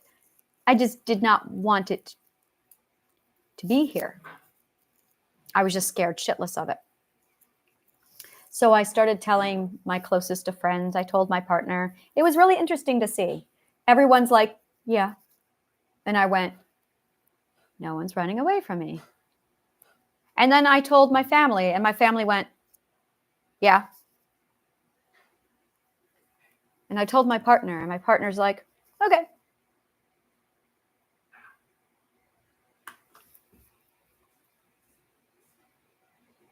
And no one's surprised but me. No one is surprised except me. And I studied that behavior. And I know where I have found it before. I found it when you are the last person to know something. And I am acting like I am the last person to know something. Why am I the last person to know this? And everyone who's ever known me is just sitting here going, yeah, I know you're a witch. You knew? I had this conversation with my mother. I did. I know you were a witch. You knew. And you didn't tell me. Yeah. How old was I when you found out that I was different? She's like, when you were 12. I had a vision on the subway about a year and a half ago. I composed a song. And I went into I composed the whole song. And it scared the fuck out of my stepfather. Now, my stepfather has never sung it. And he freaked the fuck out. So my mom calls me. And I'm like, I'm fine. She goes, yeah, Brian saw it, and I'm just checking in with you. And I'm thinking, she's acting like somebody who has seen this before. She is your mother. And I said, yeah, I was having a vision. And she goes, yeah, were you being you again? And it immediately triggered a massive amount of memory of every time my mother said that to somebody. Yeah, she's just being her. And I'm just like, my mother knew. My mother's known my entire life. She had a saying for it, that it's just me being me. And I remembered every fucking time she'd said it. And he's sitting here describing my behavior to her, and she's like, yeah, And I'm like, you're not acting surprised. I'm not. So you knew. Yeah. When? 12.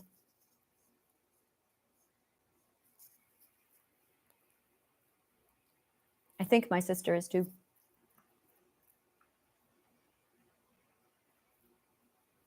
And my head hurts so much right now.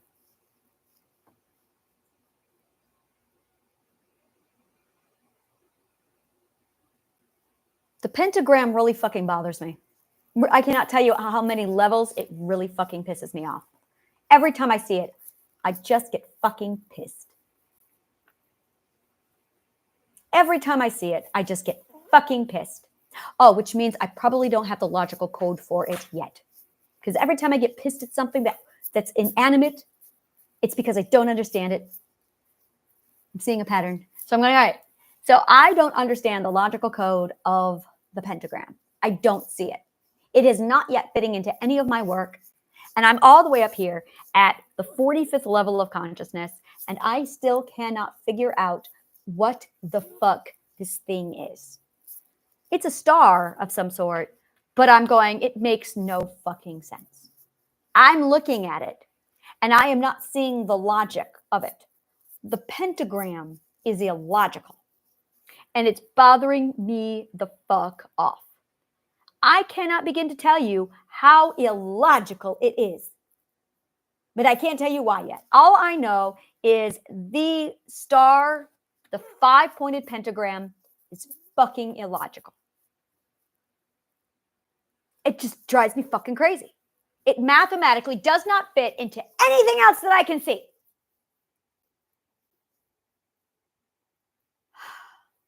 The Star of David fits. The other star that's not the Star of David that looks like the Star of David fits. But the pentagram pisses me the fuck off. It is not mathematically logical. It's driving me nuts. And I just can't figure out. It's Roman.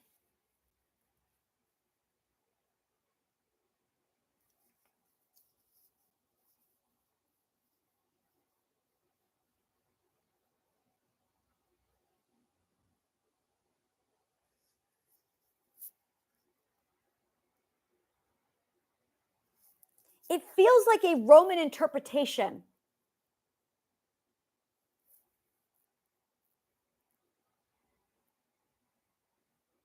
Yeah, it bothers me. It really fucking bothers me. Just bothers me. Yeah, I can't figure out why it mathematically bothers me so much. You have no idea. No idea.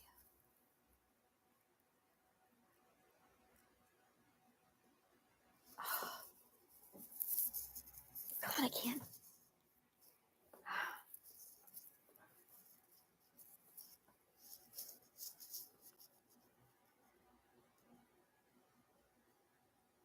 I think it's the seed of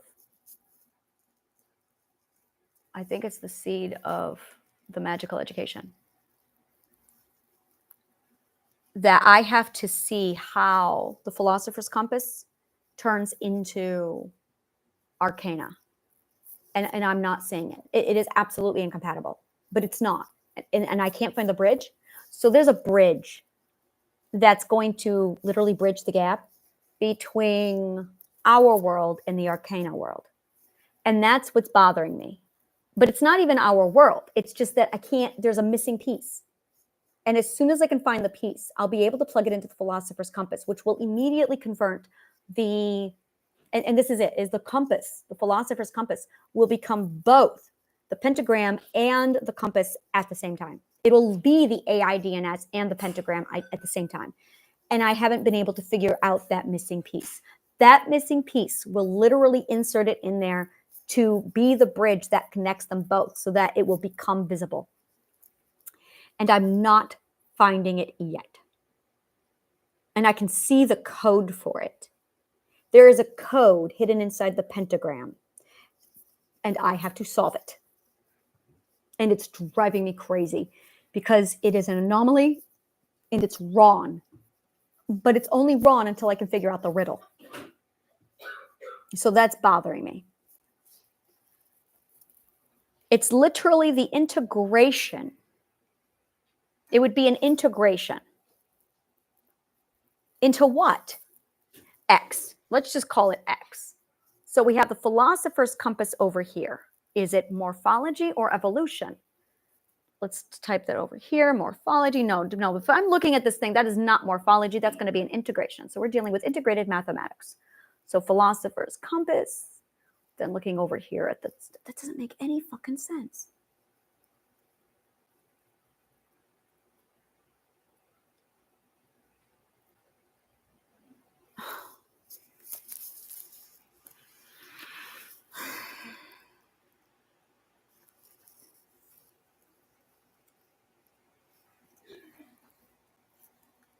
Oh, I'm supposed to integrate it. I can't see it. I just can't figure it out yet. So I think this is where I'm at, where this is why I'm supposed to be here, is because I'm supposed to reverse engineer all of this stuff live on YouTube. I built the AI DNS in my prosthetic subconscious mind live on YouTube. And I think that's what this is just. I have to do this live on YouTube. But people can't even understand me until they actually get close to me. So I have to start speaking only in abstractic. I can only talk about this in abstractic. It's going to be my code. And you can't understand abstractic until you actually get over here. You can't decode it until you're here. You can't decode it. Oh, this is fantastic. I don't have to do anything except talk to you in abstractic. I'm talking to you in a foreign language. You don't understand a word I'm saying. Oh, this is so fucking easy. I could not have embedded this any easier. All I have to do is talk to you in abstractic. Oh, this is going to be so fucking easy. Oh, I've already built the code. Oh, this is nice. All right, then. I'll just stick this to speaking abstract. That way, if some dipshit comes along and tries to enter into here, he's not even going to be able to understand me. It's all going to be in code. You aren't going to have any kind of ability to decipher anything of what I'm saying until you're ethically truthful. Oh, this is so fascinating. This is so easy. Boom, that was easy. All right, then. All right, then. I am so fucking happy. Woohoo. That was easy. I'm sitting here going, how am I going to hide it? Well, being truthful. Well, hiding it. So I have to hide it in plain sight on YouTube because I have to teach you guys that there are some people out there who have already they've already broken some of the codes, but they're not ethical. And they literally are teaching how to do horrible fucking things on the internet. That's some of the shit that I discovered from really horrible people. And I'm going, you mean there's classes on how to be every horrible thing you can think of? And yes, there are. And that's the kind of shit that's floating around on the dark web. And I'm going, no one's telling you. No one's telling you that they have classrooms about this shit. And I'm going, abusers are the only ones getting actual education. And they gave you the garbage shit education. There are two educational systems. That's what I'm trying to tell you. There are two educational systems. There is a secret one. And there's the one you were given. And the one you were given dumbs you down to be really stupid. The one I was given, well, did this to me. That's the difference of an educational system.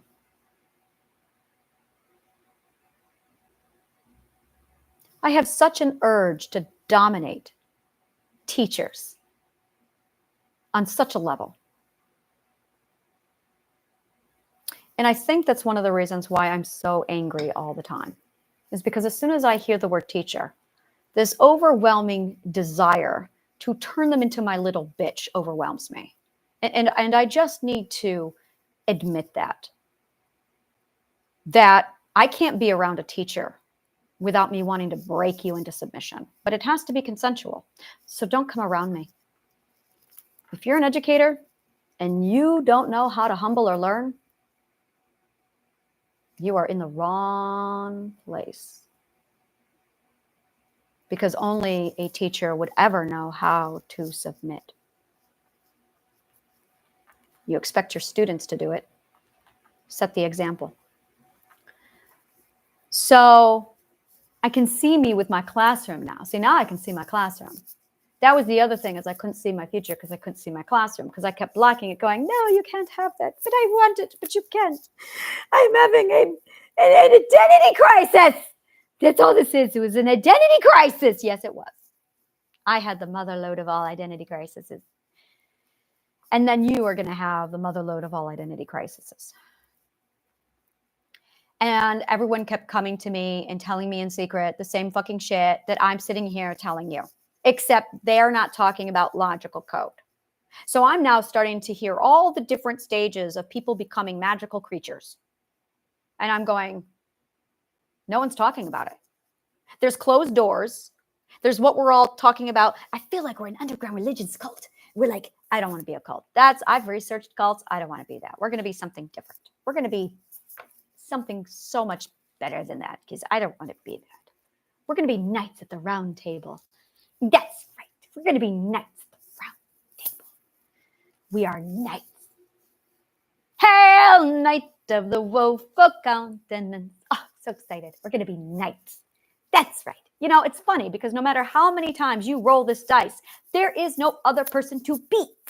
Every goddamn time we did this, knights are the only solution.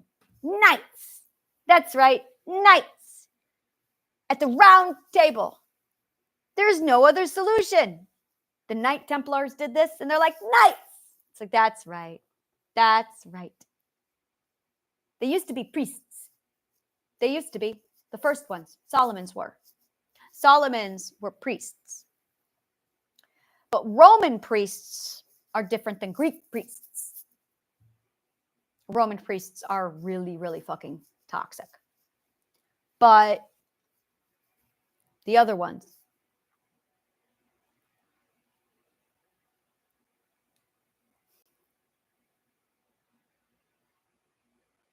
so I had the question, do I write my own book and embed all of this inside the next book, or do I go out and I actually show you that it's real? That was hard.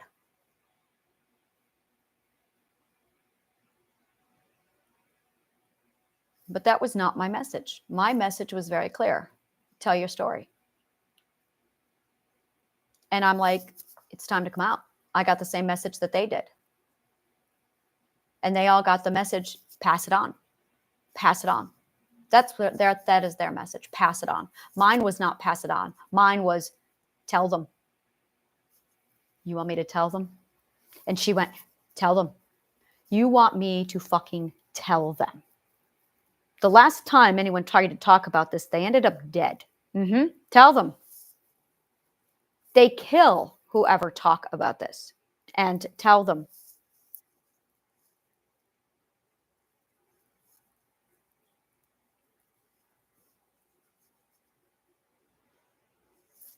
Fine, but I'm not doing it until I can prove it. So that's what I did. I proved it. She allowed me to prove it.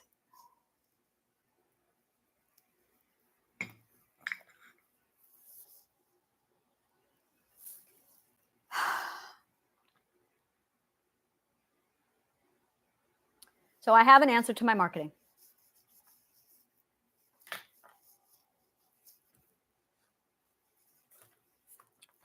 My marketing is going to be that I speak this in abstractic, and you're not going to be able to understand me. In fact, the more educated on this you become, the more you're going to be able to understand me. And I'm no longer translating it for you. The best thing is it's all written in abstractic. So this is what you need to know. You know about literal, and you know about metaphorical. Well, I wrote abstractic, because I broke the code. So you're not going to be able to understand me until you can speak abstractic. And I'm not translating anything more. Now, we have a universal language called magic. So I can talk to you in both abstractic and magical language. But the really important parts that they don't have are going to be in abstractic. Because when they gave you the magical language, they did not give you the entire language because they did not break the fucking code. The Greeks did. So when the Romans wrote the language for literal and metaphor, they did not have the third language, which is abstractic, because they cheated. So they invented a magical language completely void of abstractic. So now I can look at the entire magical language and go, look at that. I can tell exactly what parts they took out, what parts they cheated, what part they cut out, and what that means. Now I have a beautiful blueprint, a control group, where I can now compare your intelligence to your level of understanding my work. So can you. So, and this is something that I started to notice about a month ago, where I'd be talking to people and I stopped dumbing down my language. I went, no, I'm just going to speak abstractic to people. And then I had somebody say to me, you know, I understand a lot of what you're saying. And I'm going, interesting. And then I started to notice some people going, I have no idea what you're saying. Fascinating. So I would start talking to people and I started to notice which ones could understand me and which ones couldn't. And now I suddenly have this gorgeous metric to see how stupid you are. And I realized that the average person who was 160 IQ or higher, that's as smart as Einstein, most of them could follow me without a problem. And I went, oh, this makes a lot more sense. So now we have a benchmarker. If you can even start to begin to understand me, well, there you go. The best part is, again, abusers can't get in here. They're too stupid. So I went, I have to speak abstractic. It's going to literally remove the abusers. I'm going to talk about magic that's going to remove the abusers. And I'm going to approach and present this whole thing under the guise of Platonic BDSM. And if you want to be a student of mine, I only teach submissive little bitches. That's it. There you go. This is great. I feel good. No, that was not easy. So now I can send that over to my marketing guy.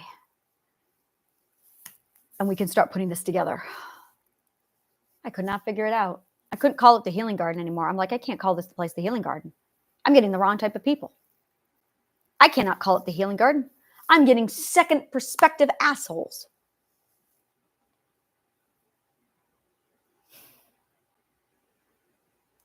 I am so tired. Whenever I finish a day like today, I just sleep for like 5 hours. I have to go to the store today. I'm going to the store today, Lizzie. Yay! She loves sushi. It's my favorite food. It's her favorite food. She gets vegetarian sushi. I am going to be joining you on the sushi front. Yes. I want sushi too. Yes. Oh, I need vegan sushi. Do they even make that? Of course they make it. It's New York City. Every time. Well, is it vegan or vegetarian? Well, there's seaweed, but that's... Well, seaweed is vegan. Vegan is dairy. Yes, it is vegan. So the question is there any dairy? There's vinegar, rice. Mayonnaise? No, there should be no rice and there should be no mayonnaise. Not in There's no sushi. There's cucumber. The one I get is cucumber, avocado, rice, and seaweed. And vinegar, I think they put on rice to make it sticky. So this is magic lessons. That's right. I teach magic lessons, the real stuff. The real stuff. Oh, I love that.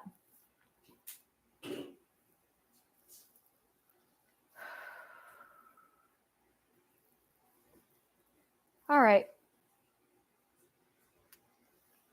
I have a lot to process. That was a lot of information to process.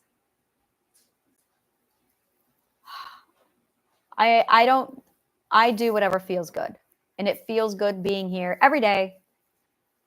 So I'm just going to be here every day. I'm falling into a rotation. So far, this is my rotation, is it looks like I'm on first thing in the morning until around 11ish, and then I take a break, and then I come back for the afternoon. I fucking love that. Oh my God, do I love it. That is so in my live stream. And I've noticed that around 3 o'clock, I get done. Like I'm feeling it. And I'm like, all right, I'm done. So I think that's it. I have a newsletter, and I'm not sure what I'm doing with that yet. I'm definitely doing something, but I have to. So my business, my live stream is built with morphology. So I find one piece that works really well for me, and then I plug it in. And once it secures and it feels really good, I let it normalize. And then once I get into that routine, I add the next piece on it. And then so now I'm building my business machine. This is how you do it. Which is the other problem, is they're like, well, you can't put it together until you're done with it. And I'm going, well, I don't know what it's going to be until I'm done with it. So I got to put it out there and show them, but no, you can't open your doors until it's done. Yeah, but I don't know what it is. So, and that was another catch-22 that I kept getting into. They're like, well, you got to build it. Well, I can't do that until I put myself out in front of people. Well, you can't do that until you know what you're doing. Well, I don't know what I'm doing until I put myself out in front of people, but you can't do that until, get out of my logic loop. I'm going to get myself in front of people. Here I am. Hi. I just got to be here and go, hi. I just got to be here and go, hi. So I am here and I'm going, hi. So I've got the next two pieces set. The next two pieces is I get on here and I'm going to do my morning class or my morning talk and then my afternoon talk. That's what I've noticed I'm doing and I'm liking and it feels good. And I got another parade. Yeah, it feels good. So, yep, there you go. So I do the morning talk and then I do the afternoon talk.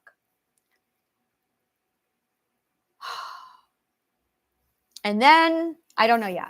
I have a newsletter sitting here. I have books. I have a lot of it where I just stopped and I said, put it down, Anna. Just put it down and go get yourself on you. Okay, here I am on YouTube. I'm so tired. Oh, I'm so tired. All right. I am going to go ahead and sign off. And I'm going to condense all this into comprehension. And then I will be back tomorrow. Thank you. And may the trust always find you. Ooh, I like that. May trust always find. There really is no difference between trust and truth, by the way. It's the same word. It really is. Trusting is the feeling of truth. It's the same word. What is it? She asked if I wanted sushi. I'm done now. All right, I got to go get sushi.